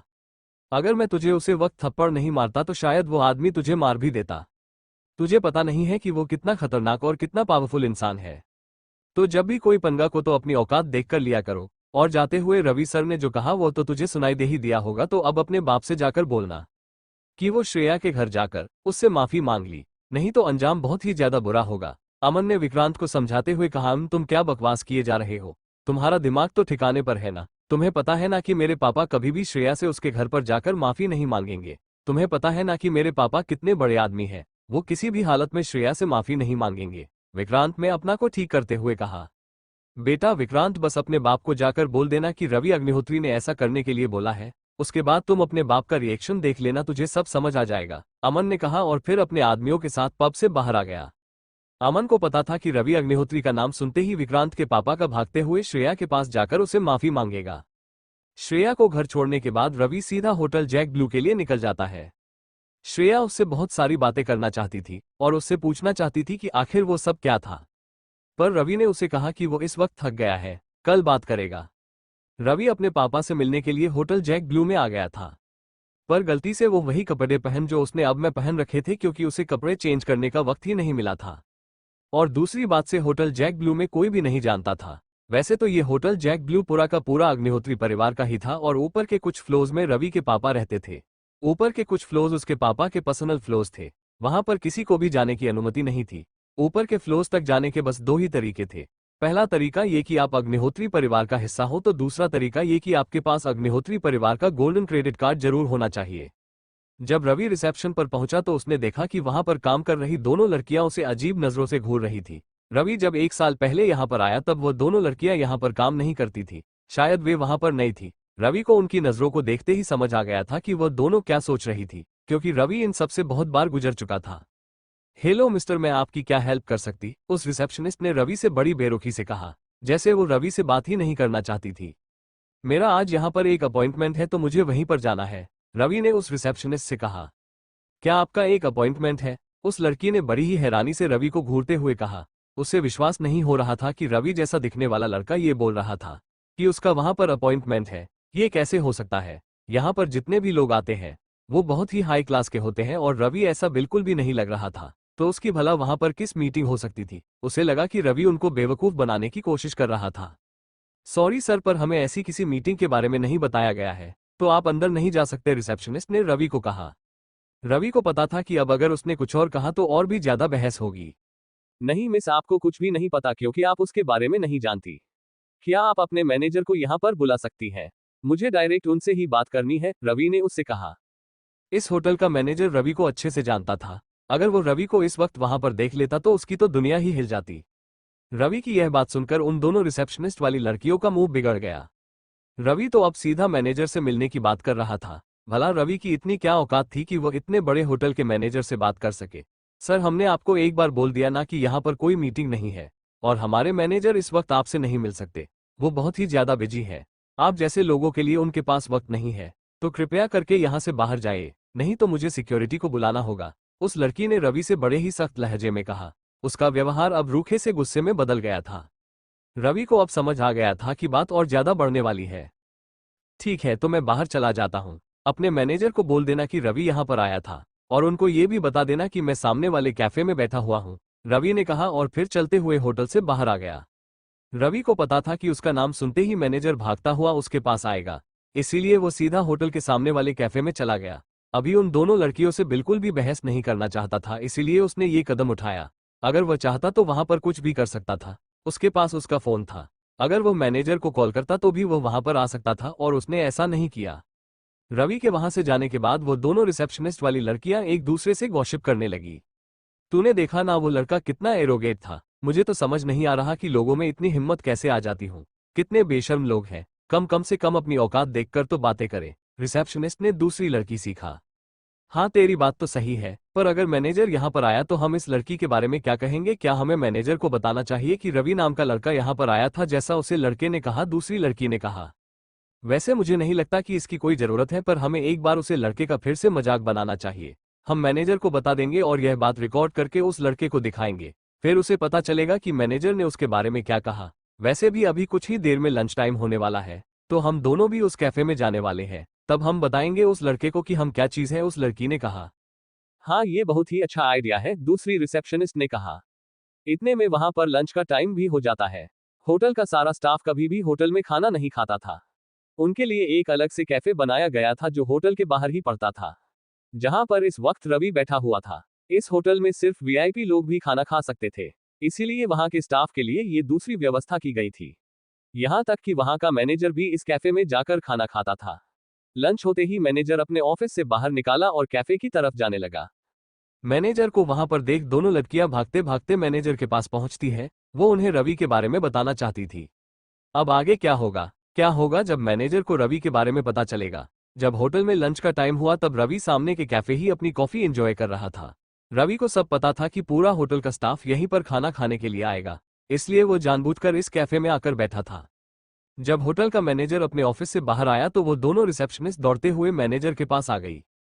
तारानकन सर सर सर प्लीज रुकिए, हमें आपसे एक बात करनी है, एक लड़की ने मैनेजर की तरफ दौड़ते हुए कहा जब उसने देखा कि मैनेजर सीधा होटल से बाहर जा रहा था। उसे लड़की की बात सुनकर होटल का मैनेजर वहीं पर रुक गया। हाँ बोलो, मैनेजर ने रिसेप्शनिस्ट से पूछा। सर, वो अभी कुछ देर पहले कोई आया था, बोल रहा था उसकी आज यहाँ पर मीटिंग है और वो आपसे मिलना चाहता है, उस लड़की ने कहा। क्या मीटिंग? मैनेजर कुछ सोचने लगा कि कौन होगा और किस मीटिंग की बात कर रहा होगा। क्या नाम बताया उसने अपना? मैनेजर ने पूछा। तारानकन रवि नाम था उसका सर। पर आप चिंता मत कीजिए, मैंने उसको यहाँ से जाने के लिए बोल दिया है। मुझे लगा ही था कि वह लड़का झूठ बोल रहा है। आखिर उसे जैसे फटीचर लड़के की इस होटल में कोई मीटिंग कैसे हो सकती है? उस लड़की ने बड़े ही रोब के साथ में कहा। उसे लगा मैनेजर उसको इस काम के लिए अप्रिशिएट करेगा। पर जब उस मैनेजर ने उससे लड़की के मुंह से रवि का नाम सुना तो उसके पैर तले जमीन खिसक गई। उसका गला सूखने लगा और उसकी आवाज उसके गले से बाहर ही नहीं आ रही थी। उसका पूरा शरीर पसीना पसीना हो जाता है और वह अपनी जगह पर जमसा गया था। तारानकन, क्या क्या कहा तुमने? जरा फिर से बताओ, क्या नाम बताया उस लड़के ने अपना? मैनेजर ने बड़ी मुश्किल से कहा। तारानकन, जी सर, रवि नाम बताया, उस लड़की ने थोड़ा कंफ्यूज होते हुए कहा। वो मैनेजर के चेहरे पर बदलते हुए भाव को देख पा रही थी। उसे कुछ भी समझ नहीं आ रहा था कि आखिर अचानक से मैनेजर को क्या हो गया था। अरे बेवकूफ लड़की, तुमने यह क्या कर दिया? तुझे जरा भी समझ नहीं है? तुझे पता है कि तूने क्या किया है? अब तो तेरी और मेरी दोनों की नौकरी को कोई नहीं बचा सकता। अब जल्दी से बता कि इस वक्त मिस्टर रवि कहाँ पर है। अगर मुझे वहां पर जाने में जरा भी देर हुई तो वह मुझे छोड़ेंगे नहीं, और तुम भी मेरे साथ चलो। उनके पैरों में गिरकर माफी मांगो, नहीं तो पता नहीं क्या क्या हो जाएगा। मैनेजर ने बड़े ही गुस्से के साथ रिसेप्शनिस्ट की ओर देखते हुए कहा। उसकी आंखों से अंगारे बरस रहे थे। उस रिसेप्शनिस्ट को कुछ भी समझ नहीं आ रहा था कि आखिर अचानक से मैनेजर को ये हो गया था। रवि का नाम सुनते ही जो हालत मैनेजर की हुई उसे लड़की समझ नहीं पा रही थी। क्या ऐसा हो सकता था कि रवि ने जो कहा वो सच था?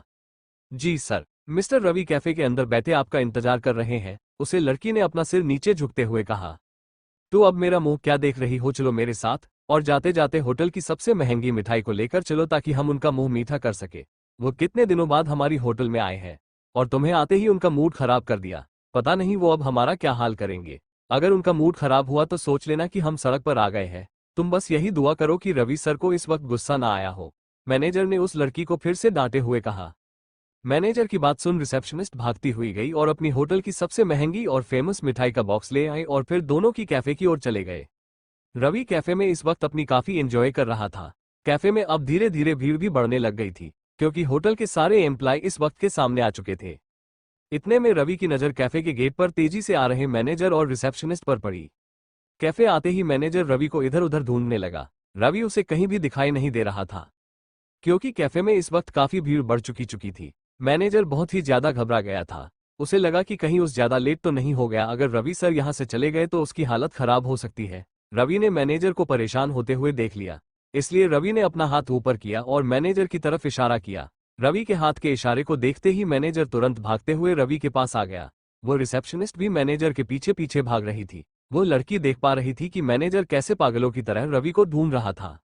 सॉरी रवि सर, मुझे नहीं पता था कि आप यहाँ पर आने वाले हैं। अगर मुझे आप इन्फॉर्म कर देते तो मैं आपके लिए पहले से बहुत सारे अरेंजमेंट कर देता, तो आपके यहाँ पर दिक्कत नहीं होती। आपको अब तक जितनी भी तकलीफ हुई उसके लिए मैं बहुत ही ज्यादा शर्मिंदा हूँ। प्लीज मुझे माफ कर दीजिए। मैनेजर ने रवि के सामने झुकते 27 रात के 10:57 हुए कहा। उस होटल के कुछ बड़े कर्मचारियों ने मैनेजर को ऐसा करते हुए देख लिया। वो मैनेजर के साथ कई सालों से काम कर रहे थे, पर उन्होंने आज तक मैनेजर को किसी के सामने झुकता भी नहीं देखा था। और वो आज किसी फटीचर से दिखने वाला लड़के के सामने झुककर बात कर रहे थे। किसी को भी मैनेजर का ये बिहेवियर समझ नहीं आ रहा था। अब तो सब अपना खाना छोड़कर बस मैनेजर और रवि को ही देखे जा रहे थे। उन्हें समझ नहीं आ रहा था कि आखिर में ये लड़का कौन था जिसकी मैनेजर इतनी इज्जत कर रहा था। मैनेजर के इस तरह रवि के सामने झुक जाने की वजह से पूरा होटल के एम्प्लॉय हैरान हो गया। उनको कुछ भी समझ नहीं आ रहा था। ये सब देखकर रवि मंद मंद मुस्कुराने लगा। वो कुछ बोल नहीं रहा था, बस अपनी कॉफी को एंजॉय कर रहा था।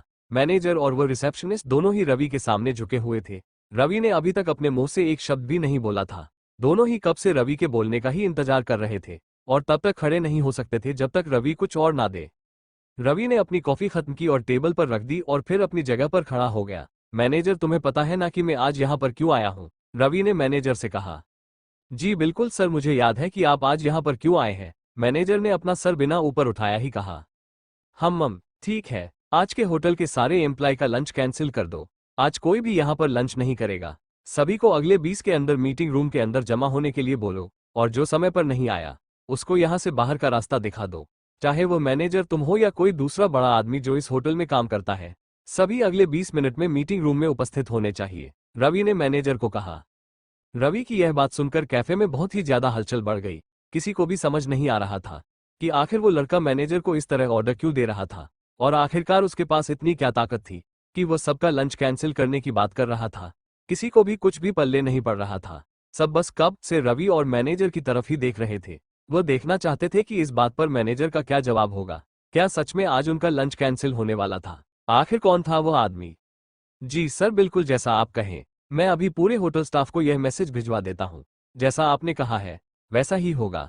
मैनेजर ने फिर से अपने सर को नीचे रखते हुए कहा। ठीक है, तो अब खड़े हो जाओ और यह बात सबको बता दो। मुझे एक ही बात को 2 बार दोहराने में कोई दिलचस्पी नहीं है, रवि ने कहा और फिर अपनी घड़ी को ठीक करते हुए तेजी से वहां से चला गया। सभी लोग बस रवि को जाते हुए ही देख रहे थे। सबके लिए ये बहुत ही अजीब सा मोमेंट था। रवि के जाते ही मैनेजर अपने घुटनों पर खड़ा हुआ और फिर तेजी से अपना वॉकी टॉकी चालू कर सबको यह मैसेज दिया कि अगले 20 मिनट में वो मीटिंग हॉल में जमा हो जाए। अगर कोई भी मीटिंग हॉल में जमा नहीं हुआ तो उसे काम से निकाल दिया जाएगा। और यह ऑर्डर होटल के हर स्टाफ के लिए जारी किया गया।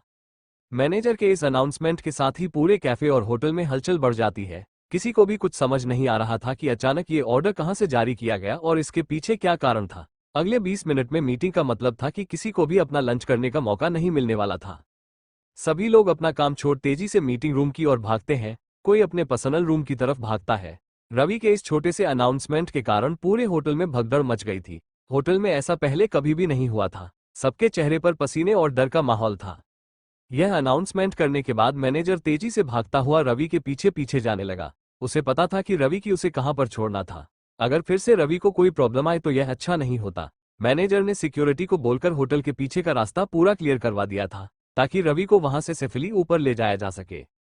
मैनेजर के इस ऑर्डर के साथ ही पीछे का रास्ता पूरा खाली कर दिया जाता है। रवि बिना किसी की नजर में आए सबसे टॉप के फ्लोर पर पहुंच जाता है, जहां उसके पापा रहते थे। रवि ने देखा कि जिस फ्लोर पर उसके पापा रहते थे उसके आसपास बहुत ही ज्यादा सिक्योरिटी थी। बहुत सारे कैमरा, बहुत सारे गन के साथ गार्ड और बहुत से हटे कटे बॉडीगार्ड कहां पर थे, पर किसी ने भी रवि को रोकने की हिम्मत नहीं की। वो रवि के सामने झुककर खड़े थे। रवि सीधा अपने पापा के लग्जरी रूम में पहुंच जाता है। रवि जब अपने पापा के रूम में पहुंचता है तो वह देखता हो कि वहां पर बहुत ही ज्यादा सन्नाटा था। कमरे में एक अजीब सी बेचैनी रवि को महसूस हो रही थी। रवि की नजरें बस अपने पापा को ही ढूंढ रही थी। वो आज इतने सालों बाद अपने पापा से मिलने वाला था। पिछली बार जब रवि इस होटल में आया था तब उसके पापा ने उसे सिर्फ कॉल पर ही बात की थी। और आज रवि उनसे पर्सनली मिलना चाहता था, उनका आशीर्वाद लेना चाहता था कि वो इस बिजनेस को नई ऊंचाइयों पर ले जा सके। रवि को पता था कि उसके पास उस बिजनेस को टेक ओवर करने में ज्यादा वक्त नहीं है, इसीलिए उसे जो भी करना था वो जल्द से जल्द करना था। इतने में रवि की नजर पास हुई थी एक कमरे में पड़ी, जहां से एक अच्छी सी खुशबू आ रही थी। रवि पहचान गया था कि यह उसके पापा के सबसे फेवरेट गुलाब की खुशबू थी। रवि के चेहरे पर एक मुस्कान आ गई। वो उस कमरे में चला गया। पर आगे का नजारा देख रवि बहुत ही ज्यादा हैरान था। उसने देखा कि उसके पापा कमरे में एक बेड पर निढाल से लेटे हुए थे। बहुत से डॉक्टर उनके पास खड़े थे और उनका चेकअप कर रहे थे। रवि को वहां पर देख डॉक्टर तुरंत वहां से निकल गए। रवि को कुछ भी समझ नहीं आ रहा था कि आखिर वहां पर क्या चल रहा था। क्या उसके पापा बीमार थे? पर उसको तो उसके बारे में कुछ भी नहीं पता था। आलोक ने उसे इसके बारे में बताया था। इतने में रवि के पापा यानी वासुदेव अग्निहोत्री की नजर रवि पर पड़ती है। रवि को वहां पर देखते ही वासुदेव जी के चेहरे पर एक बहुत ही बड़ी मुस्कान आ जाती है। आखिर उन्होंने अपने बेटे को 7 साल बाद अपनी आंखों से देखा था। रवि अपने पापा से मिलने के लिए उनके प्राइवेट लग्जरी रूम में आ गया था, पर उसने वहां का नजारा देखा तो वह हैरान रह गया। रवि को नहीं पता था कि उसके पापा बीमार थे, क्योंकि उसके पापा ने आलोक से कहा था कि वो रवि को उसके बारे में कुछ भी नाम बताए। रवि को आज पता चला कि उसके पापा बीमार है। अपने पापा को देखते ही रवि दौड़ता हुआ अपने पापा के पास आ गया। रवि की आंखों में आंसू थे और वासुदेव अग्निहोत्री की आंखों से भी आंसू छलक पड़े। आखिर वो अपने बेटे से 7 साल बाद जो मिले थे। कैसा है तू मेरे बच्चे? तू 7 साल में कितना बदल गया है और कितना बड़ा हो गया है। जब तू यहाँ से गया था तो छोटा सा था, देख क्या से क्या हो गया है तू। मुझे बहुत फक्र है तुम पर, वासुदेव ने रवि को गले लगाते हुए कहा। पापा, मैंने भी आपको बहुत मिस किया, पर आपने मुझे ये क्यों नहीं बताया कि आपकी यह हालत हो रखी है और आप कितने सालों से इस तरह है। कम से कम मुझे तो एक बार बता देते। क्या मैं आपका बेटा नहीं हूँ? क्या मुझे आपके बारे में जानने का हक नहीं है? आपको पता है कि मैं आपसे कितना प्यार करता हूँ, फिर भी आपने मुझे इसके बारे में क्यों नहीं बताया? रवि ने कहा। अरे बेटा, तुझे तो अपने करियर पर भी ध्यान देना चाहिए। मैं नहीं चाहता था कि मेरी बीमारी के बारे में जानकर तुम सब कुछ छोड़कर यहाँ पर चला आए। तूने वो सब पाने में 7 साल मेहनत की थी और इस तरह मेरे बीमार होने से तुम इस मेहनत को बर्बाद तो नहीं कर सकता। तूने मेरी बात मानकर 6 सालों तक वनवास जयी जिंदगी कटी तो मैं तुम्हारे लिए इतना तो कर ही सकता था, वासुदेव ने रवि से कहा। उनकी आंखों में भी आंसू थे। अपने पापा की यह बात सुनकर रवि की आंखों से भी आंसू छलक पड़े और उसने अपने पापा को कसकर फिर से गले लगा लिया।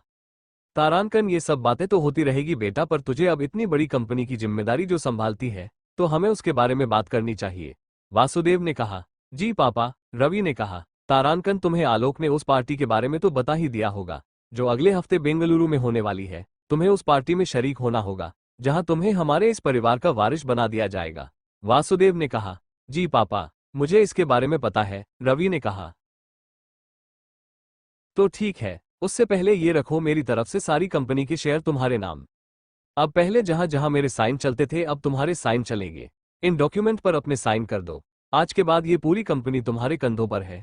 मैं उम्मीद करता हूं कि तुम इसे वैसे ही चलाओगे जैसी उम्मीद मैं तुमसे कर रहा हूं, और इस कंपनी को इतनी ऊंचाइयों पर ले जाओगे कि तुम्हारे कंपटीशन में और कोई हुई ना। तारानकन वासुदेव ने कहा। रवि ने वो पेपर्स लिए और उन पर अपने साइन कर दिए। अब अग्निहोत्री ग्रुप का मालिक हो गया था। अब पूरा परिवार उसकी मुट्ठी में था। रवि ने अपने पापा से फिर से आशीर्वाद लिया और फिर वहां से बाहर आ गया। थोड़ी देर तक डॉक्टर से बात की। वह अपने पापा की हालत के बारे में बात करके उनसे अपने पापा का पूरा ख्याल रखने को कहा और फिर वहां से बाहर आ गया। रवि अब सीधा मीटिंग रूम में जाने वाला था। रवि ने पहले से ही सभी एम्प्लॉयज को इकट्ठा होने के लिए कहा था। रवि को पता था कि उसे क्या करना था। उसे आज इस होटल का पहला सुधार करना था। रवि जब मीटिंग हॉल में पहुंचा तो वहां बहुत ही ज्यादा शोर शराबा हो रहा था। वहां पर आए सभी एम्प्लॉय एक दूसरे से बातें कर रहे थे। वे जानना चाहते थे कि आखिर में अचानक यहां पर क्यों इकट्ठा किया गया है। किसी को भी कुछ समझ नहीं आ रहा था। जब रवि उसे मीटिंग रूम में आया तो किसी ने उस पर ध्यान नहीं दिया। सभी लोग बस इसी चर्चा में खोए हुए थे कि आखिर वहां पर क्या हो रहा था। जब मैनेजर ने रवि को अंदर आते हुए देखा तो वो तुरंत रवि के पास पहुंच गया। आइए सर, प्लीज इधर आइए, मैनेजर ने झुकती हुई नजरों रवि का स्वागत करते हुए कहा। तारानकन, प्लीज सभी लोग चुप हो जाए। आपको अभी पता चल जाएगा कि आपको यहां पर क्यों बुलाया गया है, मैनेजर ने माइक पर सबसे कहा। मैनेजर की यह बात सुनकर सभी लोग शांत हो जाते हैं और सबकी नजर सामने की ओर रुक जाती है। सामने सिर्फ रवि और मैनेजर दोनों ही खड़े थे।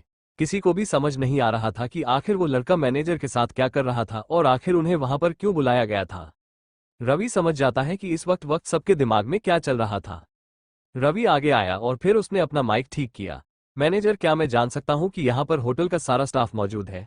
क्या कोई है जो यहाँ पर नहीं है? रवि ने मैनेजर से पूछा। जी सर, यहाँ पर सभी लोग मौजूद हैं, बस। ये कहते कहते मैनेजर जब रुक जाता है।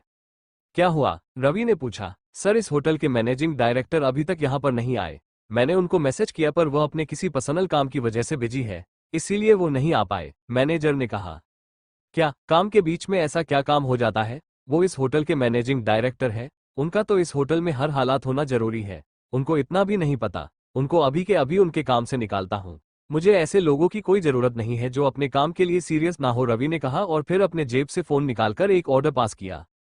कुछ ही देर में सबके फोन में यह नोटिफिकेशन आ जाती है कि ब्लू जैक के मैनेजिंग डायरेक्टर को फायर कर दिया गया है। यह नोटिफिकेशन रवि के ऑर्डर पास करने के लगभग 10 सेकंड बाद ही आ गई थी। ये सब देखकर पूरे मीटिंग रूम में अफरा तफरी मच जाती है। आखिर कौन था वो लड़का जिसने बस 1 सेकंड में इतने बड़े होटल के मैनेजिंग डायरेक्टर को फायर कर दिया था? रवि ने बस अपने एक ऑर्डर से होटल ब्लूजैक के मैनेजिंग डायरेक्टर को फायर कर दिया था। इस खबर के मिलते ही पूरी होटल स्टाफ में तहलका मच गया था। सबको पता था कि इस होटल का मैनेजिंग डायरेक्टर कितना पावरफुल आदमी है। उसको एक नॉर्मल से दिखने वाले लड़के ने बस 1 सेकंड में हटा दिया था। किसी को भी समझ नहीं आ रहा था कि आखिर वो लड़का कौन था और उसके पास इतनी क्या पावर थी कि उसने इतने बड़े पावरफुल आदमी को 1 सेकंड में हटा दिया। अब तो पूरा होटल का स्टाफ रवि से डरने लगा। सभी लोगों ने अब एक दूसरे से बातें करनी बंद कर दी थी और वो बड़े ही अनुशासन के साथ खड़े थे। उन्हें लगा कि अगर उन्होंने कोई गलती की तो अगली बारी उनकी होगी। वहां के होटल का कोई भी कर्मचारी यह नहीं सोच सकता था कि आखिर रवि कौन है और उसके पास इतनी पावर कहां से आए, क्योंकि उस होटल के 2 सबसे पावरफुल आदमियों में से एक वहां का मैनेजर था और दूसरा वहां का मैनेजिंग डायरेक्टर। मैनेजर तो रवि के सामने नजरें झुकाए खड़ा था और मैनेजिंग डायरेक्टर काम से रवि ने ही निकला था। इसका मतलब रवि अब वहां का सबसे पावरफुल आदमी था। पर उसे इतनी पावर किसने दी और रवि के बारे में होटल के स्टाफ को क्यों नहीं बताया गया? कोई भी यह नहीं सोच सकता था कि रवि अग्निहोत्री परिवार का बेटा और उस होटल का असली मालिक था। भला ऐसा कोई क्यों ही सोचेगा, क्योंकि अग्निहोत्री परिवार के बेटे का इस होटल में आने का कोई भी चांस नहीं था। सॉरी सभी लोगों को, मैंने आपको आपके काम के बीच में डिस्टर्ब किया, पर मुझे लगा कि यह सब करना बहुत ही ज्यादा जरूरी है। मुझे पता है कि आप सभी लोग ये जानने को इच्छुक हैं कि आखिर मैं कौन हूं और इस होटल में क्या कर रहा हूं। इसके बारे में आपको जल्दी पता चलेगा। अब हम आते हैं सीधे काम की बात पर। जैसा कि आपने देखा कि अब यहाँ का मैनेजिंग डायरेक्टर जा चुका है। कल से इस होटल का नया मैनेजिंग डायरेक्टर नियुक्त किया जाएगा। इस तरह अगर होटल के स्टाफ में से कोई भी कल अनुपस्थित रहा और भविष्य में अनुपस्थित रहा तो उसे भी फायर कर दिया जाएगा। मुझे होटल में लापरवाह लोगों की कोई जरूरत नहीं है। इस होटल की पूरे देश में बहुत अच्छी पहचान है, तो यहाँ पर लापरवाही की कोई भी गुंजाइश नहीं होनी चाहिए। यहाँ पर हर काम परफेक्ट होना चाहिए और किसी को भी कोई तकलीफ नहीं होनी चाहिए। मैंने देखा कि किस तरह हमारे होटल की रिसेप्शनिस्ट आम आदमियों के साथ व्यवहार करती है। मुझे इस तरह का व्यवहार बिल्कुल भी पसंद नहीं है। होटल में आज हर व्यक्ति हमारा कस्टमर है और कस्टमर भगवान की तरह होता है। बस मुझे इतना ही कहना था, आप अभी अपने काम पर जा सकते हैं। रवि ने अपनी पूरी बात खत्म की और माइक वहां पर रखकर तुरंत वहां से निकल गया। मैनेजर भी रवि के साथ उसके पीछे पीछे बाहर आ गया। पूरा होटल का स्टाफ रवि की इस बात से बहुत ही ज्यादा डर गया था। उन्होंने रवि की पावर तो पहले ही देख ली थी। उन्हें अब समझ आ गया था कि इस होटल में कोई भी लापरवाही नहीं चलने वाली। अगर उनको इतने बड़े होटल में काम करना है तो बड़े ही अनुशासन के साथ रहना होगा, नहीं तो उन्हें कभी भी निकाला जा सकता था। इसके बाद सारा होटल का स्टाफ अपने अपने काम पर लग जाता है, पर हर कोई उस लड़के के बारे में सोच रहा था जिसने आज इतना बड़ा कारनामा किया था। कुछ होटल स्टाफ की लड़कियां तो रवि के साथ अपने सपने भी सजने लग गई थी। उन्हें रवि में अपना सपनों का राजकुमार दिखने लगा था। होटल के स्टाफ में बहुत सी सुंदर लड़कियां थी। उनको लग रहा था कि वो रवि के लिए परफेक्ट है, पर उनको कहाँ पता था कि रवि को अपने सपनों की राजकुमारी पहले ही मिल चुकी थी। अब उन सुंदर लड़कियों का कोई चांस नहीं था। रवि मीटिंग हॉल से निकल सीधा होटल से बाहर की ओर निकल जाता है। वो देखता है कि होटल के बाहर का वहां का माहौल काफी अच्छा था। रवि ने सोचा कि उसे एक बार होटल के आसपास का माहौल भी अच्छे से देख लेना चाहिए। वो होटल के चारों ओर बने फुटपाथ पर चलने लगा। रवि ने देखा कि होटल में आसपास जो सड़क थी इस पर हाल ही में हुई बारिश की वजह से पानी भर गया था और काफी गंदगी भी हो गई थी। ये जमीन सरकार की थी न कि होटल की, तो होटल स्टाफ ने वहां पर सफाई का बिल्कुल ध्यान नहीं रखा। रवि को पता था कि इस छोटी सी चीज की वजह से लोगों को परेशानी होती है। रवि उन कीचड़ वाले गड्ढों को देखते हुए सड़क के पास चल रहा था। इतने में एक कार बड़ी तेजी से आई और एक झटके से वहां से निकल गई, पर जाते वक्त उसने कीचड़ से रवि के पूरे कपड़े खराब कर दिए। रवि ने उस कार को जाते हुए देखा। वो कार होटल के आगे रुकी थी। रवि चाहता था कि वो कार वाला उससे माफी मांगे। रवि उस कार की तरफ आगे बढ़ने लगा। उसने देखा कि उस कार में से कुछ लड़के और लड़कियों उतरी थी और वो सीधे होटल के अंदर चली गई थी। रवि भी उनके पीछे पीछे होटल के अंदर आ गया था। जब रिसेप्शनिस्ट ने रवि को इस हालत में देखा तो वो हैरान रह गई थी। रवि के कपड़े पूरे कीचड़ से हो गए थे। वो लड़की अब रवि को पहचानने में कोई गलती नहीं कर सकती थी। सर प्लीज आप इधर आइए, मैं आपकी हेल्प करती हूँ ये सब सही करने में, उस लड़की ने आगे आते हुए कहा। नहीं, इसकी कोई जरूरत नहीं है। ये बताओ कि अभी जो उस कार में बहुत से लड़के और लड़कियों आई थी वो कहाँ पर गए हैं, रवि ने पूछा। उस लड़की को कुछ भी समझ नहीं आया कि आखिर रवि ऐसा क्यों पूछ रहा है। वो सब वीआईपी एरिया लॉन्ज में गए हैं, उस लड़की ने इशारा करते हुए कहा। उस लड़की का इशारा पाते ही रवि उस वीआईपी एरिया की तरफ चल दिया। अब आगे क्या होगा, क्या करेगा रवि उन सभी लड़कों के साथ? क्या फिर से होगा कोई हंगामा? जानने के लिए पढ़ते रहिए अगला भाग। रवि के पूछने पर उसे लड़की ने रवि को बताया कि वो सारे लड़के जो अभी आए थे वो वीआईपी एरिया की तरफ गए हैं। रवि भी वीआईपी एरिया की तरफ चल पड़ा। ये लड़की भी अब रवि के पीछे पीछे जाने लगी। उसे लगा कि शायद कोई ना कोई प्रॉब्लम जरूर है। अगर रवि को फिर से गुस्सा आया तो मैनेजर उसे इस बार नहीं छोड़ेगा। रवि के कपड़े इस वक्त पूरे कीचड़ से सने हुए थे, फिर भी वो तेजी से वीआईपी एरिया की तरफ बढ़ रहा था। सभी कस्टमर रवि को बड़ी हैरानी के साथ देख रहे थे। रवि के कपड़ों की हालत इस वक्त किसी भिखारी से कम नहीं थी, इसलिए वहां के वीआईपी कस्टमर और ज्यादा हैरान थे कि आखिर इस तरह के आदमी को इस होटल में आने किसने दिया गया, वह भी वीआईपी हाल में। रवि अभी वीआईपी एरिया में इधर उधर उन सभी लड़के लड़कियों को ढूंढने लगा जो कुछ देर पहले उस गाड़ी में यहां पर आए थे और जिन्होंने रवि के कपड़ों पर कीचड़ उछाला था। तभी रवि की नजर वहां के एक प्राइवेट रूम पर पड़ी जो बंद था। क्या मैं जान सकता हूं कि इन प्राइवेट रूम में कौन है? कची ने कुछ रिसेप्शनिस्ट से पूछा। जी वो सर, इन सभी प्राइवेट रूम में हमारे सबसे वीआईपी और फास्ट कस्टमर नहीं बैठ सकते हैं, उस लड़की ने कहा। मुझे चेक करना है, रवि बोला। पर सर, वो लड़की हिचकिचाने लगी। तारानकन क्या, कोई प्रॉब्लम है क्या? रवि ने पूछा। उस लड़की ने कुछ नहीं कहा। उसको पता था कि अगर उसने रवि की बात को टाला तो उसका अंजाम बुरा हो सकता था। उसे वही करना था जो रवि उसे कह रहा था, चाहे कितना भी वीआईपी कस्टमर क्यों ना हो, उसे रवि की बात ही माननी पड़ेगी। रवि अब इन प्राइवेट रूम्स को भी चेक करने लगा। इतने में रवि की नज़र एक प्राइवेट रूम में पड़ी जहां पर वो लड़के और लड़कियां बैठे हुए थे। रवि उनको देखते ही पहचान गया था कि यह वही लड़के और लड़कियां थी जिन्होंने उसके ऊपर कीचड़ उछाला था। रवि को समझ नहीं आ रहा था कि आखिर उन लोगों को इतना वीआईपी ट्रीटमेंट क्यों दिया जा रहा है। क्या वो इतने वीआईपी थे कि उन्हें ये प्राइवेट रूम दिया गया? रवि उस रूम के अंदर आ जाता है। वो देखता है कि वो सभी इस वक्त खाना खा रहे थे और मस्ती कर रहे थे। एक लड़का और लड़की एक दूसरे को किस भी कर रहे थे। एक लड़का ड्रग्स भी ले रहा था। रवि को समझ आ गया था कि वहां पर किस तरह की पार्टी चल रही थी। तारानकन, अरे कौन हो तुम और यहाँ पर क्या कर रहे हो? तुम्हें अंदर आने की परमिशन किसने दी? एक लड़का बोला। रवि ने देखा कि ये वही लड़का था जो गाड़ी चला रहा था और उसने उस पर कीचड़ उछाला था। क्या इनके पास इस होटल के वीआईपी एरिया का कार्ड है? सबके पास? रवि ने उस रिसेप्शनिस्ट से पूछा। नहीं नहीं सर, किसी के पास नहीं है, वो बोली। तारांकन, क्या? तो इन सबको अंदर आने की परमिशन किसने दी? ये एक होटल है, यहाँ के प्राइवेट रूम में तुम किसी को भी आने दोगे? रवि ने कहा। सर वो ये सब, ओ हीरो, कौन है बे तू? और तेरा क्या लेना देना कि हमारे पास कार्ड है या नहीं? हम तो यहाँ पर ऐसे ही आते हैं, रोज आते हैं और मजे करते हैं। किसी को हिम्मत नहीं है हम पर उंगली उठाने की, समझे? और तुम है कौन बे? इस तरह के भिखारी को आखिर अंदर तक आने किसने दिया? अभी बाहर निकालो इसको, उस लड़के ने रिसेप्शनिस्ट की बात को बीच में ही कटाते हुए कहा। रवि ने उस लड़के की बात पर ध्यान नहीं दिया, वो बस उसे रिसेप्शनिस्ट की तरफ देख रहा था। अभी के अभी गार्डों को बुलाकर लाओ और इन सभी को यहाँ से बाहर निकालो। 10 मिनट में मुझे ये प्राइवेट रूम खाली चाहिए, रवि ने कहा। रवि की बात सुनकर उसे रिसेप्शनिस्ट ने अपना सिर हाँ में हिलाया, और रवि की बात को मना कैसे कर सकती थी? उसे वही करना था जो रवि ने उसे कहा था। पर जब उस लड़के ने देखा कि वो रिसेप्शनिस्ट रवि की बात मान गई थी, तो वो बहुत ही ज्यादा हैरान रह गया। वो रवि की हर बात क्यों मान रही थी? रवि तो किसी भिखारी से कम नहीं लग गई। उसके पूरे कपड़ों पर कीचड़ लगा हुआ था और उससे बहुत ही गंदी बदबू आ रही थी। तारांकन, ये क्या हो रहा है? आरती, तुम कब से इस भिखारी की बातें सुन रही हो? मैंने क्या कहा तुमसे, तुमने सुना नहीं? बाहर निकालो इस फटीचर को। यहाँ पर कोई मजाक चल रहा है क्या? तुम्हें पता नहीं है कि इस तरह प्राइवेट रूम में दखल देना होटल के रूल्स के खिलाफ है? इस लड़के ने कहा। रवि को अभी पता चला कि उस लड़की का नाम आरती था और वो लड़का उस रिसेप्शनिस्ट को अच्छे से जानता भी था। शायद वो इस होटल में अक्सर आता था। सॉरी रेहान सर, पर मैं आप सभी से रिक्वेस्ट करती हूँ कि आप रवि सर का ऑर्डर मानिए और अभी के अभी इस प्राइवेट रूम को खाली कर दीजिए, आरती ने कहा। 27:09 PM उस लड़के का नाम रेहान था, जिसने रवि पर कीचड़ उछाला था, जो इस वक्त रवि से बात कर रहा था। रवि को समझ आ गया था कि रेहान ही इस ग्रुप का लीडर था और उसी की इस होटल में कोई अच्छी खासी पहचान थी, इसीलिए वो बिना कार्ड के यहाँ पर आता जाता था और अपने दोस्तों के साथ फ्री में यहाँ पर पार्टी करता है। आरती की इस बात को रेहान कुछ समझ नहीं पाता। आरती ने उसे वहां से जाने के लिए कहा था, वो भी उस लड़के के लिए। ये उसके लिए बड़ी हैरानी वाली बात थी। तारांकन, क्या तुम्हारा दिमाग तो खराब नहीं हो गया? मैं अभी पापा को बोलकर तुम्हें अपने काम से निकालता हूँ, फिर तुझे अक्ल आएगी। और इस भिखारी को भी अच्छा सबक सिखाना होगा, रेहान ने कहा और अपना फोन निकाल किसी को कॉल करने लगा। अब आगे क्या होगा? किसको किया था रेहान ने कॉल? कौन था रेहान का बाप? और क्या थी उसकी इतनी इस होटल में पहचान? जानने के लिए पढ़ते रहिए अगला भाग। उस रिसेप्शनिस्ट जिसका नाम आरती था, उसने रेहान और उसके सभी दोस्तों को वहां से बाहर जाने के लिए कहा।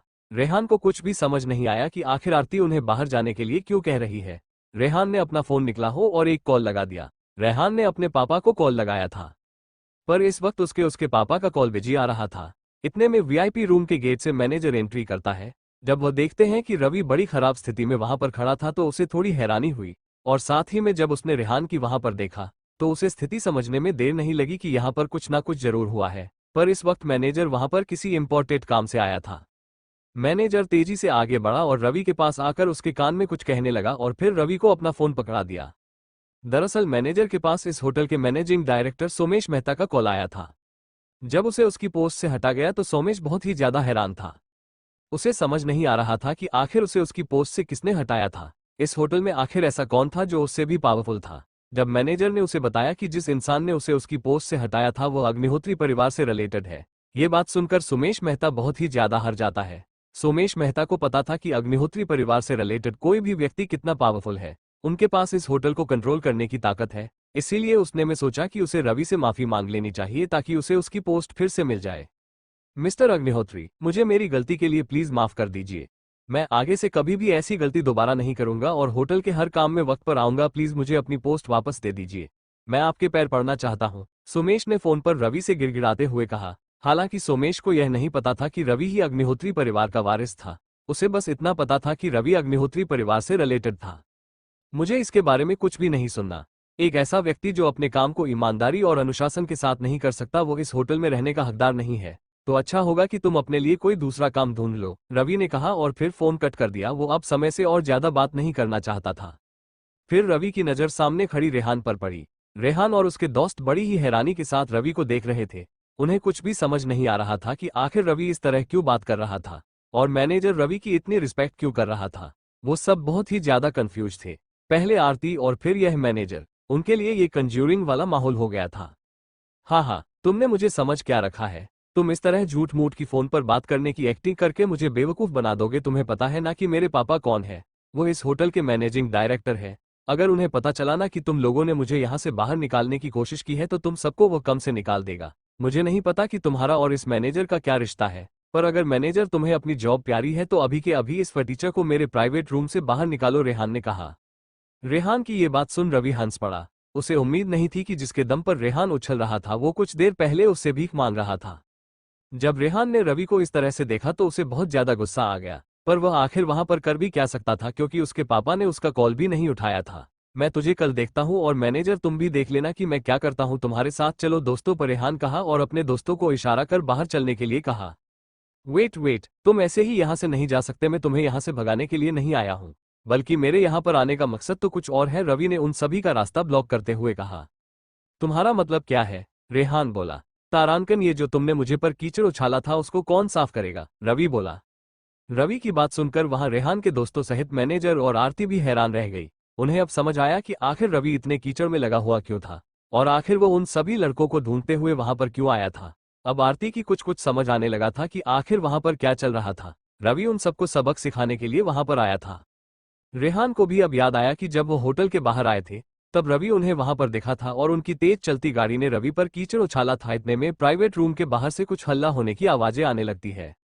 सर, मैं देख कर आता हूं, मैनेजर बोला और फिर वहां से बाहर जाने लगा। मैनेजर जैसे ही वहां से बाहर जाने वाला था कि इतने में बहुत से तेजी से एक आदमी उस प्राइवेट रूम आ जाता है। वो काफी थका हुआ लग रहा था, उसके चेहरे पर डर और पसीने के भाव साफ देखे जा सकते थे। पापा, आप यहाँ पर? रेहान चिल्लाया। ये रेहान के पापा थे सोमेश मेहता, वही सोमेश जिसको रवि ने मैनेजिंग डायरेक्टर से हटाया था। अब आगे क्या होगा जानने के लिए पढ़ते रहिए अगला भाग। अपने पापा सोमेश मेहता को वहां पर देखकर रेहान बहुत ही ज्यादा हैरान था। उसे समझ नहीं आ रहा था कि आखिर उसके पापा इस हालत में यहाँ पर क्या कर रहे थे। जब सोमेश ने अपने बेटे रेहान को वहां पर देखा तो वो थोड़ा हैरान थे। उसे ये समझा नहीं आ रहा था कि आखिर उसका बेटा रहना मैनेजर और रवि के पास क्या कर रहा था। सोमेश को ये बताया गया था कि जिस अग्निहोत्री परिवार के रिलेटिव ने उसे उसकी पोस्ट से हटाया था वो इस वक्त प्राइवेट रूम के अंदर था। उसे रवि के बारे में ज्यादा कुछ तो नहीं पता था, इसलिए वो रवि से माफी मांगने के लिए वहां पर आया था, पर उसे अपने बेटे के वहां पर होने की उम्मीद बिल्कुल नहीं थी। रवि को हम समझ आ गया था कि आखिर अब वहां पर क्या आने वाला है। तुम यहाँ पर क्या कर रहे हो रेहान, और ये सब क्या चल रहा है? सोमेश बोला। अच्छा हुआ पापा आप वक्त पर आ गए, मैं कब से आपको कॉल करने का ट्राई कर रहा था, रेहान ने अपने पापा से कहा। रेहान को लगा कि उसके पापा उसके लिए वहां पर आए थे। सोमेश अपने बेटे की यह बात सुनकर थोड़ा कंफ्यूज हो गया। पापा, यह मैनेजर इस फटीचर लड़के के साथ मिलकर मुझे इस प्राइवेट रूम से बाहर निकालने की कोशिश कर रहे हैं और मेरे सभी दोस्तों के सामने मेरा मजाक उड़ाने की कोशिश कर रहे थे। फिर आप वक्त पर आ गए। यहाँ तक कि यह फटीचर लड़का बोल रहा है कि मुझे उसके कपड़ों पर लगा कीचड़ साफ करना होगा। आप प्लीज अभी के अभी मैनेजर को उसकी जॉब से हटा दीजिए और इस फटीचर को बाहर निकालो, से अब और बर्दाश्त नहीं कर सकता। रेहान ने एक ही सांस में सारी बात बोल डाली। उसे लगा कि अब तो रवि और उस मैनेजर का सारा प्लान फेल होने वाले हैं। उसके पापा इस होटल के मैनेजिंग डायरेक्टर है और वो उन दोनों को अभी के अभी वहां से निकाल देंगे, पर उस बेचारे को कहाँ पता था कि उसके पापा पर खुद मुसीबत टूट पड़ी थी। अब सोमेश को भी पूरी सिचुएशन समझ आ गई थी। उसने एक नज़र रवि पर डाली तो वह भी हैरान था, हालांकि उसे पता था कि रवि वही लड़का जिसने उसे उसकी पोस्ट से हटाया था, पर उसकी हालत से नहीं लग रहा था कि वह किसी भी तरह से अग्निहोत्री परिवार का रिलेटिव था। क्या आप मिस्टर रवि हैं? सोमेश ने बड़े ही विनम्र भाव से रवि से पूछा। जी, रवि बोला। इसके बाद सोमेश ने वहां खड़े मैनेजर के रिएक्शन को देखा। उसने पाया कि मैनेजर भी रवि के सामने झुककर खड़ा था। अब सोमेश को कोई शक नहीं रह गया था कि रवि ही वही था जिसने उसे उसकी पोस्ट से हटाया था और रवि ही वही जो अग्निहोत्री परिवार का रिलेटिव है। पर अब तो यहाँ पर उसकी मुसीबत और बढ़ गई थी। उसके बेटे ने भी रवि से अब पंगा ले लिया था। सॉरी मिस्टर रवि, मुझे कोई अंदाजा नहीं था कि आप इस तरह अचानक यहाँ पर आ जाएंगे। मैं आज से इस होटल के मैनेजिंग डायरेक्टर के रूप में पूरी ईमानदारी के साथ काम करूंगा। प्लीज इस बार मुझे एक मौका और दीजिए, सोमेश ने रवि के सामने झुकते हुए कहा। उसने अपने बेटे रेहान की बात को पूरी तरह से इग्नोर कर दिया था। इस बात से रेहान गुस्सा आ गया था। उसे समझ नहीं आ रहा था कि आखिर उसके पापा रवि के सामने इस तरह बात क्यों कर रहे थे। पापा, आप ये किस तरह की बातें कर रहे हैं? ये तो एक फटीचर लड़का है, यह आप पर क्या एहसान करेगा? आप जल्द से जल्द इसे बाहर फेंकाए, मुझे बहुत घिन आ रही है इस लड़के। रियान अपनी बात खत्म करता है इससे पहले ही सोमेश ने खींचकर उसे थप्पड़ मार दिया। अपने पापा के इस तरह थप्पड़ मारने से रेयान अपनी जगह पर ही जम गया। बेशर्म, रवि सर से इस तरह बात कैसे कर सकता है? पहले तो तूने उनके ऊपर कीचड़ उछाल और अब उनके बारे में ऐसा बोल रहा है। जल्दी से इनके कपड़े साफ कर, सोमेश ने कहा। रेहान को विश्वास नहीं हुआ कि उसके पापा ऐसे बोल रहे थे। रवि कौन था? उसे कुछ भी समझ नहीं आ रहा था और उसके पापा रवि से क्यों डर रहे थे? क्या रवि सच में इतना पावरफुल था कि उसने उसके पापा को उसकी पोस्ट से हटा दिया था? अब तो रेहान को भी रवि से डर लगने लगा। अगर वो उसके पापा को इतनी बड़ी पोस्ट से हटा सकता था तो वो कोई नॉर्मल इंसान तो हो नहीं सकता था। शरेहान ने आगे कुछ भी नहीं सोचा और अपने जेब से अपना रुमाल निकालकर रवि के कपड़े साफ करने लगा। उसने बड़ी सावधानी से रवि के कपड़े साफ करने शुरू किए। उसके सारे दोस्त उसको ऐसा करते देख बहुत ही ज्यादा हैरान थे। आखिर इतने बड़े आदमी का बेटा आज एक फर्नीचर से दिखने वाले लड़के के कपड़े साफ कर रहा था। ऐसा दृश्य देखने आखिर कहाँ मिल सकता था। थोड़ी देर मेहनत करने के बाद रवि के कपड़े लगभग साफ हो गए थे। बस बस, रवि ने कहा। रवि का इशारा पाले ही रेहान खड़ा हो गया। उसका सिर शर्मिंदगी से झुक गया था। इसके बाद रवि वहां से सीधा बाहर जाने लगा। वो बस इसी काम से वहां पर आया था। वो उन सभी शरारती और घमंडी लड़कों को सबक सिखाना चाहता था और उन सब ने अपना सबक सीख लिया था। पर सोमेश अभी भी रवि की तरफ उम्मीद भरी नजरों से देख रहा था। रवि ने भी सोमेश को देख लिया था। रवि को समझ आ गया था कि आखिर सोमेश क्या चाहता था। मैनेजर, मिस्टर सोमेश को हमारी होटल की सिक्योरिटी टीम का हेड बना दीजिए। अगर इन्होंने अच्छा काम किया तो मैं इनका प्रमोशन कर दूंगा, रवि ने कहा। रवि सोमेश को फिर से इस होटल के मैनेजिंग डायरेक्टर का पद नहीं दे सकता था। ये उसके ऑर्डर का अपमान होता। हालांकि सोमेश रवि के इस निर्णय से भी खुश था। कम से कम उसकी जॉब तो नहीं जाने वाली थी।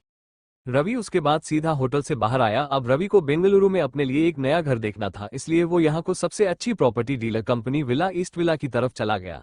होटल से निकलने के बाद रवि सीधा से अपने लिए एक घर देखने के लिए जाने वाला था, इसलिए वो सीधा ईस्ट विला की तरफ मुड़ गया। तभी के पास श्रेया का कॉल आ जाता है। सभी को समझ नहीं आ रहा था कि आखिर श्रेया ने उसे इस वक्त क्यों कॉल किया था। क्या फिर से कोई प्रॉब्लम हो गई थी? यह सोचकर रवि ने श्रेया का कॉल उठा लिया। अभी कहाँ हो तुम? इस वक्त श्रेया ने कॉल उठाते ही रवि से पूछा। तारांकन, मैं अभी एक दोस्त के साथ हूँ। क्यों, क्या हुआ श्रेया? फिर से कोई प्रॉब्लम हो गई है क्या? रवि ने पूछा। अरे नहीं, मैंने तो तुम्हें एक बात बताने के लिए कॉल किया है। आज रात को ही हमारे कॉलेज के सभी दोस्तों की रियूनियन पार्टी है, इसलिए मैंने सोचा कि तुम्हें भी बुला लेना चाहिए, श्रेया ने कहा। नहीं श्रेया, तुम्हारे कॉलेज की रीयूनियन पार्टी में मैं क्या करूंगा? रवि ने कहा। तारांकन, अरे क्या यार रवि, तुम भी ना कैसी बहकी बहकी बातें करता है। तुम भी तो इसी कॉलेज में पढ़ते थे ना। ज्यादातर वही दोस्त है जो तुम्हारे साथ पढ़ते थे, तो एक तरह से यह हमारे दोस्तों का भी यूनियन हुआ ना। मुझे कोई बहाना नहीं चाहिए। तुम आज शाम को वहां पर मेरे साथ चल रहे हो, ठीक है? मेरे घर पर आ जाना शाम 7 बजे, श्रेया ने कहा और रवि के जवाब का इंतजार किए बिना फोन कट कर दिया। रवि को अब समझ नहीं आ रहा था कि उसे क्या करना चाहिए। वो किसी भी यूनियन पार्टी में नहीं जाना चाहता था, पर उसे लगा कि अगर वह नहीं गया तो श्रेया उस नाराज हो जाएगी। इसीलिए अपने घर देखने से पहले रवि ने सोचा कि उसे भी यूनियन पार्टी में चले जाना चाहिए। अभी रात शाम के 7 बजने वाले थे। रवि ने टैक्सी पकड़ी और सीधा श्रेया के घर पर आ गया। श्रेया पहले से ही रवि का इंतजार कर रही थी। उसके पास उसकी चमचमाती पोर्च कार थी, जो रवि ने उसे गिफ्ट में दी थी। दोनों कार में बैठे और फिर रीयूनियन पार्टी के लिए चल दिए। ये रीयूनियन पार्टी बेंगलुरु के ही एक प्राइवेट क्लब हिल्स विला में थी। रास्ते में ही श्रेया ने रवि को बताया कि यह पार्टी कियारा की तरफ से है। रवि कियारा को बहुत अच्छे से जानता था। जब रवि पहली बार अपने कार्ड से पैसे निकालने के लिए बेंगलुरु के सिटी बैंक में गया था, तब कियारा ने उसे बैंक के बाहर रोका था। हालांकि बाद में मैनेजर ने कियारा को रवि से माफी मांगने के लिए कहा था। उसे रवि के बारे में तो सच नहीं पता था, पर उसे इतना पता था कि रवि जैसा दिखता है वैसा बिल्कुल भी नहीं है। वो उनसे बहुत ही ज्यादा अमीर आदमी है। पर रवि को यह नहीं पता था कि कियारा उनके कॉलेज में पढ़ती थी। श्रेया ने बताया वो उनसे एक क्लास आगे पढ़ती थी। इसका मतलब कियारा अब फाइनल ईयर से पास हो चुकी थी, इसीलिए उसने ये रीयूनियन पार्टी दी थी। रवि और श्रेया जब हिल विला पहुंचे तो उन्होंने देखा कि वहां का माहौल बहुत ही ज्यादा खुशनुमा था। कॉलेज के लड़के और लड़कियों डांस कर रहे थे। रवि वहां पर बहुत से लड़के और लड़कियों को जानता था जो उसके साथ तब कॉलेज में पढ़ते थे। जब रवि बेंगलुरु में था, रवि को कई जाने पहचाने चेहरे दिख रहे थे। अरे क्या ये तुम हो? क्या सच में? कहीं मैं सपना तो नहीं देख रहा? इतने में रवि के पीछे से एक आवाज आए। यह आवाज सुनकर रवि ने पीछे देखा तो पाया कि वहां पर निखिल खड़ा था। निखिल उसका सबसे अच्छा दोस्त। निखिल को वहां पर देखकर रवि बहुत ज्यादा खुश हो जाता है। वो झट से निखिल के गले मिल जाता है। वो काफी महीनों बाद निखिल से मिला था। अंतिम बार वो निखिल से दिल्ली में मिला था, जब निखिल अपने गांव जा रहा था। निखिल और रवि ने अपनी कॉलेज की पढ़ाई बेंगलुरु में साथ में की थी, पर जब रवि दिल्ली गया तो दोनों की बातचीत भी कम हो गई थी। हे रवि, इतने में पीछे से एक प्यारी से आवाज आई। रवि ने जब देखा तो पाया कि यह मोनिका थी। जब रवि ने मोनिका को उस समय कॉलेज के बाहर बचाया था, तब से मोनिका और रवि दोस्त थे। यहाँ तक कि मोनिका तो रवि को बहुत ही ज्यादा पसंद करती थी, पर कभी बता नहीं पाई थी। मोनिका और रवि भी प्यार से गले मिलते हैं। आज रवि अपने दोनों अच्छे दोस्तों से मिलकर बहुत ही ज्यादा खुश था। उसका यहाँ आने का असली मकसद तो अपने इन दोनों दोस्तों से ही मिलना था। रवि और मोनिका तीनों ही काफी देर तक बातें करते हैं। रवि एक एक करके अपने सभी दोस्तों से मिल रहा था। तारांकन, अरे ये तो सच में तुम ही हो। मुझे उम्मीद नहीं थी कि तुम यहाँ पर आओगे। पर क्या यार, देखो तो इस बेचारे की, जैसा यहाँ से गया था वैसा ही अभी है। फटीचर का फटीचर। इतने में आकाश अपने कुछ दोस्तों के ग्रुप के साथ रवि के पास आता है और रवि का मजाक उड़ाने लगता है। आकाश वही लड़का था जिसको रवि ने कॉलेज में सबक सिखाया था। आकाश ने रवि के जूते भी चाटे थे। तब से आकाश रवि से हर तरह से बदला लेना चाहता था। रवि ने कॉलेज छोड़ दिया था तो उसे कभी मौका नहीं मिला, इसलिए ऐसे ही आज ही अच्छा मौका लगा। उसे लगा कि रवि की हालत वैसे ही होगी जैसी 1 साल पहले थी। रवि ने आकाश की बात पर कोई जवाब नहीं दिया और वह बस उसे इग्नोर करने लगा। उसे लगा कि इस पार्टी में आकाश से मुंह लगना अच्छी बात नहीं है। वैसे रवि, मैंने सुना है कि तुम दिल्ली जाकर भी एक ड्राइवर का ही काम करते हो, आकाश ने कहा और फिर अपने सभी दोस्तों के ग्रुप के साथ जोर जोर से ऐसा लगा। आकाश सच में रवि का मजाक उड़ाने की कोशिश कर रहा था। सबके सामने रवि का मजाक उड़ाने में उसे बहुत मजा आ रहा था। बस करो। इतने में पीछे से एक आवाज। अब कौन आया था आखिर? जानने के लिए पढ़ते रहिए अगला भाग। रवित ने जब पीछे मुड़कर देखा तो पाया कि वहां पर कियारा खड़ी थी। कियारा को पता था कि रवि सच में गरीब नहीं है। जब रवि दिल्ली आया था तब उसकी मां ने रवि से गलती से पंगा ले लिया था। तब कियारा को याद था कि किस तरह रवि ने इस पूरे मैटर को हैंडल किया था। रवि के साथ उस वक्त अक्षता की दोनों बहनें भी थी। कियारा कभी भी रवि को नहीं भूल सकती थी। जो उसने उस दिन बैंक में किया था उसको तो वह बिल्कुल भी नहीं भूल सकती थी, इसीलिए उसे आकाश का रवि का इस तरह मजाक उड़ाना पसंद नहीं आया। अरे कियारा, आओ आओ, तुम भी मिलो एक बार हमारे फकीरों के राजा मिस्टर रवि से। पहले तो तुम कभी मिले नहीं होंगे, इसीलिए रवि आज तुम्हारे पास मौका है मिस कियारा से मिलने का। क्या पता उनसे मिलकर तुम्हारी किस्मत चमक जाए। आकाश में फिर से रवि का मजाक उड़ाते हुए कहा और फिर हंसने लगा। आकाश को नहीं पता था कि कियारा पहले से ही रवि को जानती थी और रवि भी कियारा को अच्छे से जानता था। आकाश की यह बात सुनकर कियारा अपने आप में शर्मिंदा हो महसूस करने लगी। वो रवि से अपनी नजर नहीं मिल पा रही थी।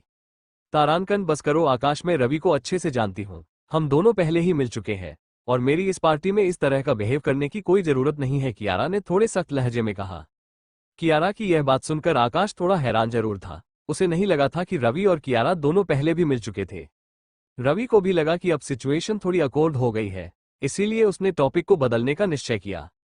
तारांकन, लीव इट कियारा, आकाश मेरा दोस्त ही तो है, मजाक में थोड़ा सा मजाक उड़ा लिया, मुझे इसका बुरा नहीं लगा। रवि की इस बात पर आकाश में कुछ भी नहीं कहा। उसे लगा कि अगर उसने फिर से कुछ कहा तो शायद कियारा और उससे नाराज हो जाएगी। चलो अब इन सब बातों को छोड़ो, चलो रवि मेरे साथ, मैं तुम्हें मेरी दोस्तों से मिलवाती हूँ। कियारा ने रवि का हाथ पकड़ा और फिर उन्हें उस टेबल की तरफ ले गई जहां पर उसके दोस्त इस वक्त पार्टी कर रहे थे। निखिल और मोनिका भी रवि के पीछे पीछे वहां पर आ गए। हालांकि जब कियारा रवि से बात कर रही थी तो मोनिका को थोड़ी अजीब सी फीलिंग आ रही थी। उसे लग रहा था कि मानो कियारा रवि की कुछ ज्यादा ही चिपक कर बात कर रही थी और यह मोनिका को बिल्कुल अच्छा नहीं लग रहा था। आखिरकार वो रवि को पसंद जो करती थी। इसके बाद कियारा एक एक करके रवि को अपने दोस्तों से मिलने लगी। रवि ने देखा कि वह उनमें से कुछ को जानता भी था कि वह लड़कियां उसी की कॉलेज में पढ़ती थी, पर कुछ लड़कियों को वह नहीं जानता था। कियारा की एक भी दोस्त रवि से मिलने के लिए ज्यादा इंटरेस्टेड नहीं थी। उन्होंने बस आधे मन से रवि से हाथ मिलाया। इतने में रवि की नज़र किसी ऐसे शख्स पर पड़ी जिसे वह पहले से भी जानता था। वो सच के दिल के बहुत ही ज्यादा करीब था, पर उसके बारे में किसी को भी नहीं पता था। वो और कोई नहीं बल्कि सुहानी थी। जब रवि अपने बेंगलुरु वाले कॉलेज में पढ़ता था तब वो सुहानी से बहुत ही ज्यादा प्यार करता था, पर उसने इसके बारे में सुहानी से कभी भी जिक्र नहीं किया। वह हमेशा से सुहानी को ये बताने से डरता था, पर आज सुहानी उसके सामने खड़ी थी। सुहानी सच में बहुत ही ज्यादा सुंदर थी। रवि काफी देर तक उसकी सुंदरता को निहारता रहा। उसे अचानक से अक्षता का वह मासूम सा चेहरा याद आ गया, तो उसने अपनी नजरें तुरंत हटा ली। तभी रवि की नजर शिवानी के ही बगल में खड़े उस लड़के पर पड़ी जिसे रवि सबसे ज्यादा नफरत करता था। ये सम्राट था। यह वही सम्राट था जिसके साथ रवि का एक बार झगड़ा हुआ था। सम्राट ने एक बार सुहानी के साथ जबरदस्ती करने की कोशिश की थी। तब रवि सुहानी को बचाने के लिए बीच में कूद पड़ा था, पर सम्राट और उसके दोस्तों ने रवि को बहुत ही ज्यादा मारा था। सम्राट का बेंगलुरु में अच्छा खासा नाम था, इसीलिए रवि उसका कुछ भी नहीं बिगाड़ पाया था। पर रवि को अब बहुत ज्यादा हैरानी हो रही थी कि आखिर सुहानी सम्राट के साथ क्यों खड़ी थी। रवि देख पा रहा था कि सुहानी और सम्राट दोनों में एक दूसरे का हाथ पकड़ रखा था। इसका मतलब क्या वो दोनों साथ में थे? आखिर ये कैसे हो सकता है? सुहानी सम्राट जिस लड़के को कैसे पसंद कर सकता है जिसने उसके साथ इतना बुरा व्यवहार किया था? रवि को सुहानी से ऐसी बिल्कुल भी उम्मीद नहीं थी। रवि सभी को भी लगा कि सुहानी भी बाकी लड़कियों जैसी है, जो पैसों के पीछे भागती है। जब सुहानी ने रवि को देखा तो उसने भी अपना मुंह बना लिया। सुहानी को पता था रवि पहले उससे कितना प्यार करता था। उसके लिए उसने एक बार मार भी खाई थी, पर अब उसे नहीं पता था कि रवि उससे प्यार करता है या नहीं। पर इससे इसे कोई फर्क नहीं पड़ता था। पर उसने सोचा कि उसे खुद को सबके सामने बेहतर साबित करना चाहिए, खासकर रवि के सामने, ताकि उसे यह एहसास हो सके कि उसने रवि की जगह सम्राट की चुनकर कितना सही किया था। कुछ ही देर में रियूनियन पार्टी खत्म भी हो जाती है। सुनो सुनो दोस्तों, आज मैंने और सुहानी ने एक नया घर लिया है। ये घर मैंने ईस्ट विला में लिया है। हम भी वही जा रहे हैं। मैंने वहां पर कल के लिए एक पार्टी रखी है, तो आप सभी को आना होगा। सबको मतलब सबको, सम्राट ने कहा। पर रवि वहां से कब का निकल चुका था। उसने श्रेया को बताया था कि उसे कोई जरूरी काम आ गया है, इसलिए वो वहां से कब का चला गया था। जब सुहानी ने देखा कि रवि वहां पर नहीं था तो उसे लगा कि उसने रवि को चिढ़ाने का ये मौका गवा दिया। अगर रवि को पता चलता कि उन्होंने ईस्ट विला में घर लिया है तो उसका चेहरा देखने लायक होता, पर रवि वहां पर नहीं था। अब आगे क्या होगा? क्या रवि भी अपना घर देखने वहीं पहुंच जाएगा जहां सुहानी और सम्राट का नया घर था? जानने के लिए सुनते रहिए अगला भाग सिर्फ मेरे चैनल एडिशन पर। और हाँ, प्लीज सब्सक्राइब कर लो। जितना अच्छा रिस्पांस आएगा उतनी जल्दी नेक्स्ट वीडियो अपलोड होगी। और हाँ, कल न्यू स्टोरी इन वाली है रिबॉर्न ऑफ पुष्कर, जिसमें प्रीमियम वॉइस एंड मास्ट बैकग्राउंड साउंड के साथ बनाया गया है। टू सपोर्ट जरूर करना और हाँ, लाइक कमेंट शेयर करना ना भूले।